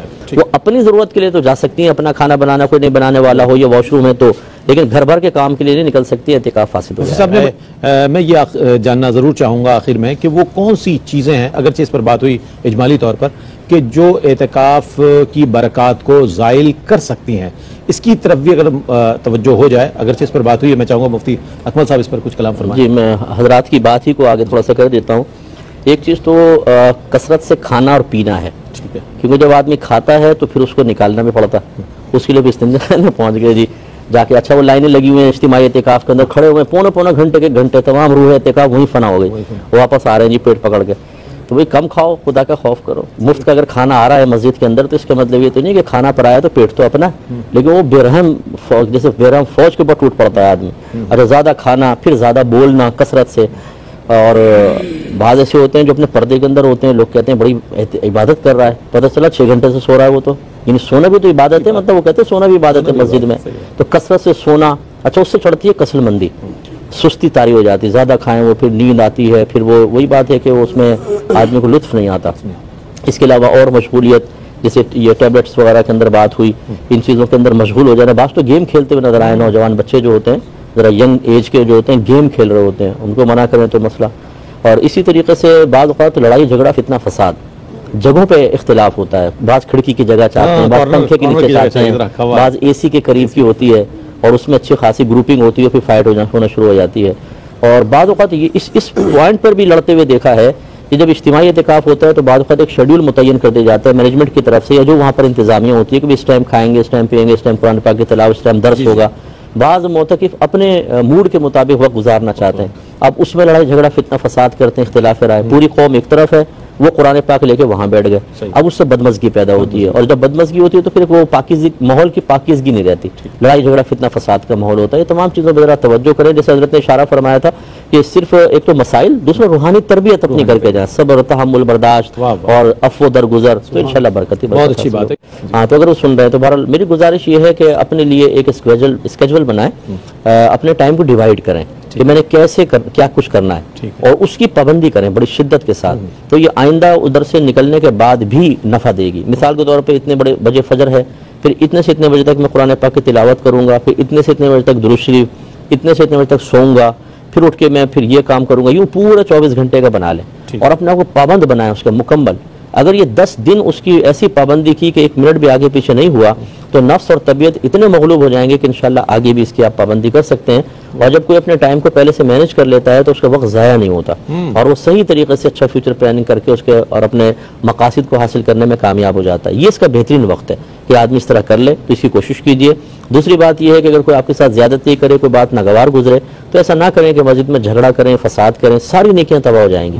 نام اعمال سے بہت نیکیاں نکلیں گی, کیونکہ ایک روایت اگرچہ ضعیف ہے کہ مسجد میں دنیا کی باتیں کرنا نیکیوں کو ایسے کھا جاتا ہے جیسے آگ لکڑی کو کھا جاتی ہے. یہ دنیاوی باتوں کا وبال ہے. اور پھر جھگڑا کرنا, پھر مار پیٹ کرنا, یا معاذ اللہ گالیاں بکنا, یہاں تک کرتے ہیں لوگ مسجد میں گالیاں بکنے لگ جاتے ہیں, تو پھر کتنا نام اعمال کا نقصان ہوگا. اچھا دوستوں کی ٹولیاں آتی ہیں جناب, افطار فلاں جگہ کریں گے اور سحری فلاں جگہ, بڑی اچھی سحری آتی ہے, تو اعتکاف والوں سے یہ بھی ایک فوائد حاصل کرتے ہیں دوست, کیا کہیے گا آپ سے؟ ہاں تو اس میں مطلب کوشش یہ کریں کہ 10 دن تو تمام دوستوں سے کنارہ کشی اختیار کر کے دیکھیں. یوں سمجھیں کہ میں مر چکا ہوں, اور مرنے کے بعد پھر کیا ہوگا. مرنے کے بعد تو دوست آئیں گے نہیں آپ کے پاس, پھٹکیں گے نہیں. ہمارے دوست ہی ایسے ہوتے ہیں سارے, کون قبرستان آئے گا. تو اپنے آپ کو اس تنہائی کا عادی بنائیں, تو احساس ہوگا کہ یار میں اکیلا کس طریقے سے آخرت میں زندگی گزاروں گا. تو ان کا ساتھ بیکار ہے, مجھے اپنی آخرت کی تیاری اسی طرح کرنی بہت شکریہ ادا کروں مفتی صاحب, آپ بہت. یہ کہتے ہیں کہ رمضان آنے والا ہے, ہمیں سمجھ کر قرآن پاک پڑھنا چاہیے یا کثرت سے قرآن پاک پڑھنا چاہیے؟ دیکھیں میں تو ہمیشہ یہ ذکر کرتا ہوں, پتہ نہیں نامعلوم مجھے سمجھ میں نہیں آتا کہ اس پر کیوں لوگوں کو اعتراض پیدا ہوتا ہے. قرآن پاک کا نزول صرف حصول ثواب کے لیے نہیں ہے, نہ میں ثواب کا منکر ہوں. میں تو بارہا یہ کہتا ہوں کہ آپ قرآن پڑھیں گے ثواب ملے گا, سمجھ میں آئے یا نہ آئے. لیکن یہ جو ہم نے عادت بنا لی اور روش بنا لی کہ قرآن سمجھ میں نہ آئے کوئی بات نہیں, بس پڑھتے چلے جائیں گے, اور پوری زندگی مسلمان ایسا گزار دیتا ہے کہ اسے یہ نہیں پتا ہوتا کہ میرا رب قرآن پاک میں مجھ سے کیا ارشاد فرما رہا ہے. میں ایسے حضرات سے کہ جو میری ان باتوں پر اعتراض کرتے ہوئے اور پبلکلی اس کو ڈسکس کرتے ہیں کہ دیکھیں جی مفتی صاحب نے قرآن پاک پڑھنے سے منع کر رہے ہیں, حالانکہ چاہے سمجھ میں آئے نہ آئے ثواب تو ملے گا. تو پھر میں نے کب انکار کیا ہے؟ لیکن میں آپ سے دائرہ ادب میں رہ کے پوچھتا ہوں کہ نزول قرآن کا یہ مقصد تھا کہ صرف عربی عبارت پڑھی جائے چاہے سمجھ میں آئے نہ آئے؟ صحابہ کرام جو عربی اللسان تھے ان کے بارے میں اللہ تعالیٰ نے فرمایا کہ یتلو علیہم آیاتہ ویزکیہم ویعلمہم الکتاب والحکمہ, کہ یہ رسول ان کے سامنے قرآن پاک کی تلاوت فرماتے ہیں, ان کا تزکیہ نفس فرماتے ہیں, اور انہیں کتاب اور حکمت سکھاتے ہیں. اس کا مطلب یہ ہے کہ صرف قرآن پاک سیکھنا ہوگا, قرآن پاک کو سمجھنا ہوگا. قرآن پاک سمجھ میں آئے گا تو اس پر انشاءاللہ عمل پیرا ہوگا, اس کے مضامین دل پر اثرات مرتب کریں گے, انسان کے عمل میں تبدیلی پیدا ہوگی. اور جو ساری زندگی بس ایسے قرآن پڑھتا رہے ثواب کی نیت سے, ثواب تو اس کو پھر بھی ملے گا, لیکن اس سے میدان معاشر میں ضرور پوچھا جائے گا کہ اللہ تعالیٰ نے تمہیں صرف ثواب کے لیے قرآن پاک نازل نہیں کیا گیا, یہ تو عمل پیرا ہونے والی کتاب تھی, تو تم نے کتنا سمجھا قرآن پاک کو. اس لیے مطلب یہ کہ مجھے اس پہ کوئی ناراضگی بھی نہیں ہوتی اگر وہ کہہ رہا ہے ٹھیک ہے اپنی سوچ اور سمجھ کے مطابق کہہ رہا ہے، لیکن انشاءاللہ میدان معاشر میں ڈے آف ججمنٹ بتائے گا کہ ہماری سوچ اور فکر قرآن و حدیث کی تعلیم کے موافق صحیح تھی، یا مطلب اس طرح باتیں کہہ کے لوگوں کی حوصلہ افزائی کر کے، عوام کی حوصلہ افزائی کر کے ان بیچاروں کو قرآن سمجھنے سے دور رکھ کر صرف حصول ثواب تک محدود رکھنے میں کوئی فائدہ ہے، یہ تو پھر اپنی اپنی سوچ کی بات ہوتی ہے، وہ آخرت میں انشاءاللہ پتہ چل جائے گا۔ اس لیے جو ہم سے ہماری سوچ کے مطابق چلنا چاہتے ہیں، اور میں بالکل قرآن و حدیث کے موافق ہی بات کرتا ہوں، کوئی اپنی ذاتی رائے میری یہ نہیں ہے، تو قرآن و حدیث کی تعلیم کا نچوڑ ہے، تو ان سے میری گزارش یہ ہے کہ قرآن سمجھ کے پڑھیں، چاہے پورے رمضان ایک سپارہ پڑھیں لیکن اچھی طرح سمجھ کے پڑھیں، ترجمے کے ساتھ، تفسیر کے ساتھ، یہ آپ کے لیے بہت بیسٹ ہوگا۔ ان سے کہیں زیادہ بہتر جو ساری زندگی قرآن پڑھتے رہیں لیکن سمجھ میں کچھ نہ آئے، ثواب انہیں ملے گا لیکن اس سے جو کم حق ہو قرآن پاک کا فائدہ تھا وہ کبھی حاصل نہیں ہوگا۔ جتنا ہماری یہ تقریریں ہم سن کے اپنے قلوب پر اثر محسوس کر کے عمل میں تبدیلی لانے کی کوشش کرتے ہیں، میں واللہ کہتا ہوں آپ قرآن پاک کو ترجمہ تفسیر سے پڑھیں، جو آپ کے قلب پہ اثر قرآن کا ہوگا یہ کسی کی تقریر کا نہیں ہو سکتا، اس لیے کہ تقریر ایک عام آدمی کا کلام ہے اور قرآن پاک اللہ تبارک و تعالیٰ کا کلام ہے، اسے جب ہم پڑھتے ہیں تو دل پر بہت زیادہ اثر ہوتا ہے، اور ہر آیت اپنا ایک تقاضا رکھتی ہے، وہ تقاضا کرتی ہے، وہ اسی کو تقاضا محسوس ہوگا، اور تقاضے کے مطابق وہی شخص عمل پیرا ہو سکتا ہے جس نے قرآن پاک کو ترجمہ اور تفسیر کے ساتھ پڑھا ہے۔ اللہ تعالیٰ عمل کی توفیق عطا فرمائے۔ ایک کویشچن کسی بھائی نے کہا تھا کہ ترجمہ قرآن کون سا پڑھا جائے؟ دیکھیں بہت سارے ترجمے ہیں جو بہت ہی اچھے ہیں، آپ پڑھ سکتے ہیں، لیکن میں جس ترجمے کو پسند کرتا ہوں جو بہت ہی اچھا تفسیری ترجمہ ہے اور اس میں بہت اچھے انداز سے عقائد کا ذکر بھی ہے اور محبت اور پیار کا عنصر آپ کو بہت زیادہ نظر آئے گا، وہ اعلیٰ حضرت امام اہل سنت رحمۃ اللہ علیہ کا ترجمہ ہے کنز الایمان۔ آپ یہ لے لیں، اور اس پہ ایک مختصر سا حاشیہ ہے خزائن العرفان کے نام سے، یعنی تفسیر خزائن العرفان، نعیم الدین مراد آبادی صاحب رحمۃ اللہ علیہ کی ہے، آپ یہ کہیں کہ خزائن العرفان دے دیں تو وہ ہے ہی کنز الایمان ترجمہ قرآن پر، تو انشاءاللہ اس کو آپ پڑھیں گے تو بہت اچھا آپ کو محسوس ہوگا۔ ایک حافظ صاحب فارغ ہوتے ہیں، وہ حافظ صاحب فاسق بھی ہوتے ہیں، فاجر بھی ہوتے ہیں، انہیں نماز کے مسائل نہیں آتے، انہیں نماز کے مفسدات کا پتہ نہیں ہوتا، انہیں صحیح وضو کرنا نہیں آتا، غسل کرنا نہیں آتا، اور وہ آ کے تراویح پڑھا رہا ہوتا ہے، مصلی پڑھا رہا ہوتا ہے۔ ناراض مت ہوئیے گا، ہماری مسجد کمیٹی اس کا امتحان لینے کے لیے یہ نہیں پوچھتی کہ تمہیں کچھ مسائل پتہ ہے کہ نہیں پتہ، تم امامت کرو گے، وہ کہتے ہیں 2 رکعت نماز پڑھ کے سنائیں ذرا، ہم دیکھتے ہیں ہمارے نمازی ٹیسٹ لیں گے آپ کا کہ آپ کیسا پڑھتے ہیں۔ یہ 2 رکعت وہ اخلاص کے ساتھ پڑھ لے، میرا تو حسن زن قائم ہو ہی نہیں سکتا، میرے استاد محترم کر لیں تو الگ بات ہے، میں تو کر ہی نہیں سکتا ہوں، کیسے کریں حسن زن؟ وہ تو فل ریاکاری کے ساتھ پڑھے گا تاکہ لوگ متاثر ہوں اور میری جگہ بن جائے یہاں پر، اور پھر ہم اس کی خوش الہانی سے متاثر ہو کر مصلی اس کے حوالے کر دیتے ہیں، کیا پڑھا ہے جی قاری صاحب نے یار، 20 منٹ میں 20 رکعت تراویح ختم، واہ کیا بات ہے، یعلم تعلم یعلم تعلم یعلم تعلم، ختم صاحب۔ تو جہالت کا عالم یہ ہے کہ کوئی ہم سے حفظ کروا کے سمجھتے ہیں کہ ہو گیا معاملہ، اور وہ خواب دیکھ رہے ہوتے ہیں، اگر کوئی حافظ بیٹھا بھی ناراض مت ہو، لیکن نبی کریم صلی اللہ علیہ وسلم نے حافظ کے لیے جو فضیلت بیان فرمائی اسے مقید کیا ہے عمل کے ساتھ۔ رحمت کونین صلی اللہ علیہ وسلم ارشاد فرماتے ہیں کہ جس نے قرآن کو یاد کیا پھر اس کے حلال کو حلال اور حرام کو حرام جانا، وہ بروز قیامت اپنے خاندان میں سے 10 ایسے افراد کی شفاعت کرے گا جن پہ جہنم واجب ہو چکی ہے۔ تو یہ حلال کو حلال، حرام کو حرام جانا تو بیچ میں سے ہٹا دیا۔ جس نے قرآن حفظ کیا 10 کی شفاعت کرے گا۔ حافظ صاحب چھوڑو کے گھوم رہے ہیں، یہاں تراویح پڑھائی 27ویں میں شیو کر کے زمزم پہ پہنچے ہوئے بہنوں کی زیارت کے لیے، طارق روڈ پہ پہنچا ہوا ہے وہ یاترا کرنے کے لیے پوری رات، یہ حال ہے ہمارا۔ تو ناظرہ اس کے بعد 6 کلمے، ایمان مفصل، ایمان مجمل، یہ 6 کلمے نبی کریم سے منقول نہیں ہے، تو بات کی ایجادات ہیں۔ ایمان مفصل، ایمان مجمل بات کی ایجاد ہے، یہ بھی نہ یاد کریں آپ 6 کلمے۔ یہ جو بے وقوف قسم کے بعض لوگ ہوتے ہیں جو ان 6 کلموں کو کسی انسان کے مذہبی ہونے کا معیار قرار دیتے ہیں۔ اچھا دوسرا کلمہ سناؤ ذرا، آپ نے سنا؟ ہاں ٹھیک ہے ٹھیک ہے ٹھیک۔ اچھا چھٹا کلمہ سناؤ، سنا دیا، واہ واہ ماشاء اللہ، وہی اس کلمے سے کیا ہوگا؟ اچھا ترجمہ پوچھ لو ذرا، رٹا ہوا ترجمہ بھی سنا دے، تشریح پوچھ لو ذرا، کچھ پتا نہیں۔ تو سمجھانا یہ مقصود ہے کہ ہم لوگوں نے اس وقت جہالت اتنی عام ہے، اور وجہ اس کی کیا ہے کہ ہم نے چند چیزوں کو دین کا نام دے دیا بس۔ ہمارے مدارس کے اندر جو حفظ قرآن کے اس میں بھی ایسے ہو رہا ہے کہ بچوں کو حفظ ناظرہ کروا دیا، اس کے بعد مسائل نہیں، نتیجہ نکلتا ہے کہ معاشرے میں جہالت کی وجہ سے بگاڑ پیدا ہوتا۔ سب سے بڑا بگاڑ علم کی کمی کی بنا پر ہے۔ آپ کے نبی کریم صلی اللہ علیہ وسلم نے فرمایا طلب العلم فریضۃ علی کل مسلم، علم کا حاصل کرنا ہر عاقل بالغ مسلمان مرد و عورت پر لازم ہے، لیکن چونکہ ہمارے اندر ایک تحریک بغاوت اٹھ چکی ہے، آج اگر آپ کی گورنمنٹ آف پاکستان یہ اعلان کرے کہ جو فرض علوم سیکھے گا اس کو فرض علوم کے بینیفٹ ملیں گے پر منتھ 1 لاکھ روپے، جو اس فرض علوم کا حامل ہوگا ہر مہینے 1 لاکھ روپے بینیفٹ ملے گا، وظیفہ ملے گا. آپ دیکھیں ہم میں سے ہر ایک ڈھونڈ رہا ہوگا یار فرض علوم ہے کیا، ہمیں بتاؤ کیا ہے فرض علوم. لیکن جب اس کا اعلان نہیں، آپ کے نبی نے فرمایا علم حاصل کرنا فرض ہے، تو ہم اتنی بھی زحمت گوارا نہیں کرتے کہ گھر کا سرپرستی کم از کم بیٹا ہل نہیں کرتے، ایسا نہ اوپر چلے جاؤ تم سیدھے شوں تھوڑا سا جم کے بیٹھ جاؤ نا، ہل رہا ہو ڈسٹرب کر رہا ہو. تو گھر کا سرپرست بھی اس چیز کو سمجھنے کے لیے تیار نہیں ہے کہ مجھے علم سیکھ کر اپنے بچوں کو سکھانا چاہیے، وہ بھی بیچارہ ایسے ہی ہے. تو نتیجہ یہ ہے کہ ہمارا آج معاشرے کے اندر جو بگاڑ نظر آتا ہے اس کی بہت بڑی وجہ جہالت ہے.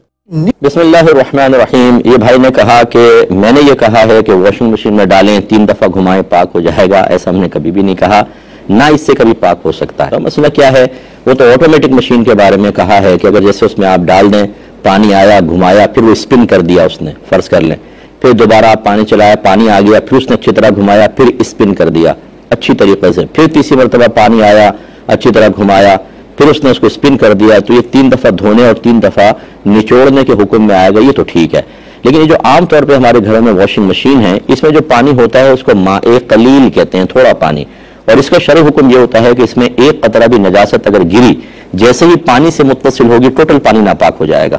لہذا جیسے ہی آپ نے مثلا 6 کپڑے ڈالے، 1 ناپاک 5 پاک، تو جیسے ناپاک کپڑے کی ناپاکی اس واشنگ مشین کے پانی سے ملے گی، کل پانی ناپاک، تو یہ کپڑا بھی ٹوٹل ناپاک اور 5 مزید ناپاک. اب آپ نے اچھی طرح گھما کر چاہے 15 منٹ چلائیں چاہے 20 منٹ، آپ نے تو ناپاکی کو اور اس کے اندر ایک تار کے اندر پہنچا دیا. اس کے بعد آپ چاہے 3 وقفوں سے چلاتے رہیں، پانی تو اندر ناپاک ہی ہے، کیسے پاک ہوگا؟ تو آپ کو تھوڑی سی غلط فہمی ہوئی ہے. اب اس میں طریقہ یہ ہوتا ہے اگر آپ نے ڈال دیا تو اس کو احتیاط سے نکالیں، نچوڑیں اور پھر اس کو بالٹی سسٹم سے آپ پاک کر لیں.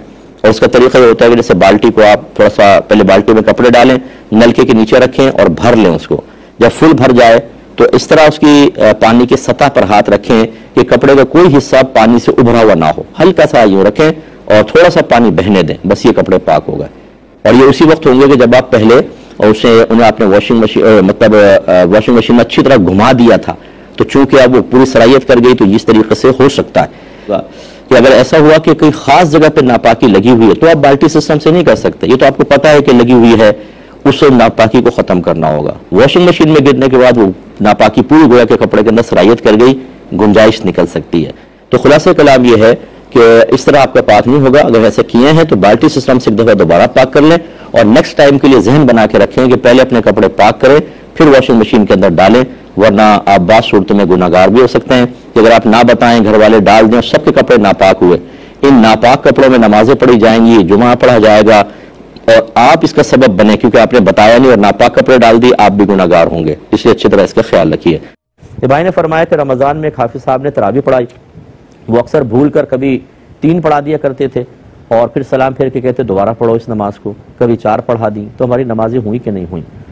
لیکن سب سے پہلے تو میں کمیٹیوں سے گزارش کرتا ہوں، جو مسجد کی کمیٹی ہوتی ہے، کہ آپ صرف حافظ کا انتخاب اس وجہ سے نہ کریں کہ وہ بہت ہی خوبصورت پڑھنے والا ہے، بلکہ اس کو شرعی مسائل بھی آنے چاہیے. ورنہ یاد رکھیے گا میرے جملہ، تمام لوگوں کی نمازوں کی بربادی کا وبال آپ پر ہوگا. اگر بعض حافظ ایسے ہوتے ہیں بالکل ان کو مسئلے نہیں آتے، نہ وضو کے مسائل، نہ غسل کس طرح واجب ہوتا ہے، غسل کیسے اتارا جاتا ہے، حالت جنابت کا غسل کیسے کیا جاتا ہے، نہ ان کو نجاستوں کی پہچان پتہ ہے، نہ ان کو کپڑے پاک کرنا آتے ہیں. جس گھر سے ان کا تعلق ہوتا ہے ان کے گھر کی خواتین سے معلوم کر لیں کہ آپ کو کپڑے پاک کرنا آتے ہیں. نو، سارے پاک ناپاک اٹھا کے واشنگ مشین میں ڈال کر، وہ آٹومیٹک بھی نہیں ہوتی، گھمایا اور صاحب دھو کے دے دیا، ناپاک کپڑے پہن کر آ کے نماز پڑھ رہے ہیں، تو کیسے ہوگا؟ اسی طرح بہت سے حافظ میں تو کیونکہ زندگی گزر گئی اسی فیلڈ کے اندر، انہیں نہ نماز کی شرائط پتہ ہے نہ واجبات پتہ ہیں. آپ نے جو بات بیان کی یہ بھی ظاہر کرتا ہے کہ ان کو مسئلے معلوم نہیں کہ اگر 3 رکعتیں پڑھا دیں تو نماز کیسے دوبارہ پڑھیں گے؟ سجدہ صاحب کرتے آخر میں، اور اگر 2 رکعت کے بعد اتحیات میں نہیں بیٹھے اور تیسری کا سجدہ کر لیا تو نماز گئی، پھر یہ کہ ان کو دوبارہ پڑھنی چاہیے تھی. تو یہ عجیب و غریب مطلب یہ کہ صورتحال ہوتی ہے کہ ہم حافظ کو رکھنے کے لیے کہتے ہیں حافظ صاحب 2 رکعت نماز آپ پڑھیں، ہم سنیں گے اور مقتدی سنیں گے، آپ کی قرات پسند آئے گی تو رکھ لیں گے. یعنی صرف آپ نے خوش الہانی کے لیے رکھا ہے ایک قاری صاحب کو، ایک حافظ صاحب کو، یا آپ نے نمازیں پڑھوانی ہیں، تراویح اللہ کی بارگاہ میں سنت موقدہ ادا کروانی ہے. تو اگر آپ نے صرف خوش الہانی دیکھنی ہے باقی چیز نظر انداز کریں تو شریعت اس کو قبول نہیں کرتی ہے.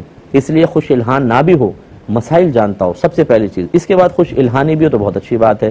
تو بہرحال اب آپ کے حافظ صاحب نے جو کچھ کیا، آپ میرا مشورہ یہ ہوگا کہ آپ یاد کریں، لوگوں سے مشورہ کریں، اس کو لکھیں اور اپنے قریبی اہل سنت کے کسی دارالعلوم سے اس پہ فتویٰ لیں، ریٹن فتویٰ، اور وہ کمیٹی تک پہنچائیں دائرہ ادب میں رہ کر کہ یہ معاملات ہوئے ہیں، نیکسٹ ٹائم ذرا احتیاط کریں. اس قسم کے جو لا علم اور علم دین سے خالی حافظ صاحب ہیں ان کو نہ کھڑا کریں، ورنہ ہماری نمازیں برباد ہوتی ہیں اور وبال آپ پر بھی ہوگا. ایک جی دیکھیں، ہمارے لوگوں کا ذہن بن گیا ہے کہ وہ ایسی بڑی راتوں میں فضیلتیں تلاش کرتے ہیں. جو پیپر مل جائے، 2 رکعت نماز پڑھو گے 50 لاکھ کی نمازوں کا ثواب، یہ پڑھو گے فرشتہ پیدا ہو جائے گا، پر جھاڑے گا، جتنے قطرے گریں گے اتنے فرشتے اور پیدا ہو کے دعائیں بخشش و مغفرت کرتے رہیں گے. تو یہ چیزیں فضیلت کی تلاش کوئی منع نہیں ہے، تو مستند ذرائع سے اس کو حاصل کیا جائے یہ پھر اچھا ہوگا. لیکن سب سے پہلے انسان کو چاہیے کہ اپنے اوپر سے بوجھ اتارے، اور وہ طریقہ ہے توبہ، کیونکہ یہ راتیں بابرکت ہیں. بے شک اللہ نے لیلہ مبارکہ اس کو ارشاد فرمایا، تو اس میں پھر اس کا مطلب ہے مغفرت کے چانسز بھی زیادہ ہیں، اللہ کی رحمت جوش میں ہے. تو سب سے پہلے اپنے سابقہ گناہوں پر آدمی کامل توبہ کرے. گناہ اپنی جگہ موجود ہوں جو بعض اوقات مغفرت کے دروازے روک دیتے ہیں، ایسی روایات آپ نے سماعت فرمائی، تو انہیں آدمی ختم نہیں کرنا چاہتا فضیلت کا حصول. بالکل ایسے جیسے کینسر میں مبتلا کوئی عورت ہو لیکن کہے کہ لپسٹک تو لا کر دے دو ذرا آخری ٹائم میں، تو پھر وہ لپسٹک لگانے کا کیا فائدہ؟ کینسر کو باہر نکالو، آپریشن کرواؤ. تو سب سے پہلا کام یہ کہ اللہ کی بارگاہ میں توبہ کریں. سیکنڈ یہ کہ غور کریں کہ آپ نے حق العبد میں کہاں کہاں کوتاہی کی ہے. خاص طور پر بعض شوہر بیویوں کو مارتے ہیں، پیٹتے ہیں، گالیاں بک رہے ہیں، بھیجا اور یہاں ٹوپی لگا کے پہلی صف میں کھڑے ہو گئے امام کے پیچھے. لوٹ مار کی ہوئی ہے پوری مارکیٹ میں، نماز کا نشان ہے، تبلیغ پہ بھی جا رہا ہے، سب سے بڑا فراڈیا وہی کھڑا ہوا ہے، فرض کر لیں. تو بھائی پہلے اللہ کی بارگاہ میں توبہ تو کرو.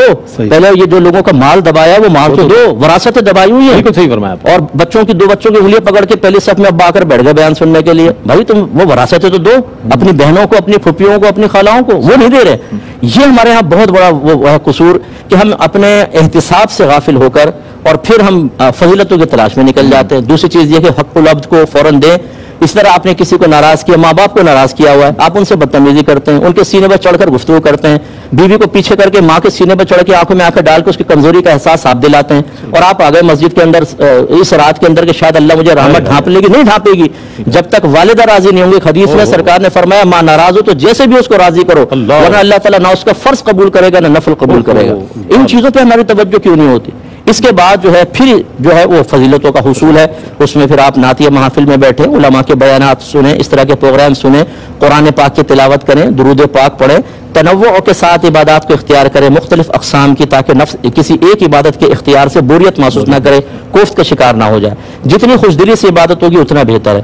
بہتر یہ ہوتا ہے کہ مغرب کے بعد تھوڑی دیر سو جائے آدمی، افطار کر کے سو جائے، پھر اٹھ کے جب تراویح وغیرہ پڑھ کے چاقو چبند ہو کے پوری رات عبادت. ہمارے یہاں بعض وقت یہ بھی ہوتا ہے کہ مسجد میں بیٹھے ہوئے وہیں پلٹی ہوگا، اب وہاں پہ وہی فضیلتیں چل رہی ہیں، نوافل چل رہے ہیں، وہ باہر خراٹے لے رہا ہے، پھر وہ اٹھ کے کہتا ہے چلو کوئی بات نہیں، مسجد میں رات گزار لی، بڑی بات ہے. بڑی بات ہے، تمہاری عظمت کو سلام، لیکن اس مبارک رات میں آپ نے لیٹ کے گزار دی. نبی کریم نے فرمایا کہ من حرما فیہا فقد حرما، جو اس رات میں محروم کیا گیا وہ یقیناً محروم کیا گیا. تو پھر اس رات کو ضائع نہ کریں، خصوصاً وہ لڑکے جو ڈھابے پہ بیٹھ کر کہے لگا رہے الٹی سیدھی باتیں، پھر کہا چلو یار آخری وقت میں تھوڑا سا مسجد میں بھی چلے جاتے ہیں کیونکہ اب بیان ہوگا اور اس کے بعد پھر وہ ایسا لنگر اور نیاز تقسیم ہونے والی ہے جس کی روحانیت سے انشاءاللہ ہم فوراً 7ویں آسمان تک پہنچ جائیں گے. یہ بھی لوگوں کا ذہن بنا ہوا ہے، نیاز کھاؤ اندر بابرکت ہو جائے گا. یقیناً ہوگا، اس کا میں انکار نہیں کرتا ہوں، لیکن بھائی تم پوری رات باہر بیٹھے رہے، فٹ پاتھ پہ دوستوں سے باتیں کرو، یہ چیزیں نہ کریں، ضائع نہ کریں. امام غزالی نے اس لیے فرمایا کہ گناہ گار کے لیے بہتر ہے کہ وہ سو جائے، کہ جب تک سوتا رہے گا گناہ سے تو بچا رہے. تو بس یہ تمام چیزیں. اچھا ہماری بہنیں بھی یہ نہیں کہ وہ تسبیح پڑھ رہی ہیں اور پروگرام بھی دیکھ رہی ہیں، یکسوئی سے ایک عبادت کی طرف آئیں. پہلے پروگرام دیکھ لیں، کوئی اچھا معلوماتی ہے تو پھر تسبیحات کی طرف آئیں، درود پاک کی طرف آئیں. اور خدا را جو آپس سے گھر کے جھگڑے کیے ہیں، آخری بات ہے ویسے ان ساسوں سے میری گزارش ہے جنہوں نے بہوؤں پر ڈرون اٹیک کیے ہیں، اور ان بہوؤں سے میری گزارش ہے جنہوں نے چھپ کر تیر کے وار ساسوں کے اوپر کیے ہوئے ہیں، ایک دوسرے سے معافی مانگ لیں پیار محبت سے. یہ رات دل میں کینہ رکھنے والے کے لیے ہو سکتا ہے باعث مغفرت نہ ہو سکے، دلوں سے کینہ نکال دیں، پیار محبت کا ماحول بنائیں، انشاءاللہ مغفرت ہمارے قدم چومے گی انشاءاللہ. اچھا مصطفی، بعض لوگ ایسا بھی ہم نے دیکھا ہے कि मसाजिद में ताक़रात होते हैं, एक मजमा होता है, जनाब एक साहब उठते हैं आज ही शब कदर है, नसीब हो गई है, मुबारक हो, इस तरीके से भी वो फिर वो जनाब वही शाह साहब मोतबर कहलाते हैं, इन्होंने कह दिया आज शब कदर है, जनाब लोग बिशारतों का बड़ा सिलसिला है, जिनमें से 97 नाकाम होती हैं, 3 कामयाब हो जाती हैं। लेकिन वो पीर साहब के वो मुरीद वही उठा लेते हैं, 3 के भी मुरीद पीर साहब ने पहले कह दिया था। हमारे पाकिस्तान में मैंने देखा, हिंदुस्तान पाकिस्तान में 27वीं को ज्यादा इंपॉर्टेंस दी जाती है बाज़ अलामात की वजह से कि भाई वो 27वीं होती है, लेकिन ये कोई हतमी चीज नहीं है। आपके नबी की जब सरी हदीस मौजूद है, सरी कलाम मौजूद है कि रमजान के आखिरी अशरे की ताक रातों में इसको तलाश करो, तो हम 27वीं को कैसे मुतय्यन कर सकते हैं? और अगर कोई पीर साहब फर्ज कर ले वाकई कोई शेख कामिल है और उनको इल्हाम हुआ या उन्होंने अलामात के जरिए बयान कर भी दिया, तब भी वो हमारे लिए दलील और शरई हुज्जत नहीं है। ये नहीं है कि हम उनके कौल को कबूल करके जैसे उन्होंने 23वीं का ऐलान कर दिया तो हम 25, 27 और 29 को छोड़ दें, नहीं। हमारे नबी का फरमान हक है, ये मख्फी ही है। अगर ये जाहिर करना होता तो सबसे बड़े जो औलिया हैं उम्मत के, वो तो नबी करीम के सहाबा हैं। किसी एक सहाबी ने कोई ऐसी कोई बात बयान की हो? ये बहुत अरसे बाद जो है वो ऐसे लोग पैदा हो गए हैं कि जो सहाबा तक को हासिल नहीं हुई बात चीजें वो कहते हैं हमें हासिल हो गई। तो ये चीजें सही नहीं होती हैं। आप हर रात इबादत करें, और ऐसे हजरात से भी मैं गुजारिश करता हूँ कि अपने मुरीदीन को ना मतलब किसी रात की फजीलत से महरूम करवाएं। अगर आप ऐलान कर देंगे आपकी वाह तो हो गई, लेकिन फर्ज कर लें वो रात नहीं है और अगली ताकरातों में है, तो आपने मतलब इनको बेचारों को महरूम करवा दिया ना।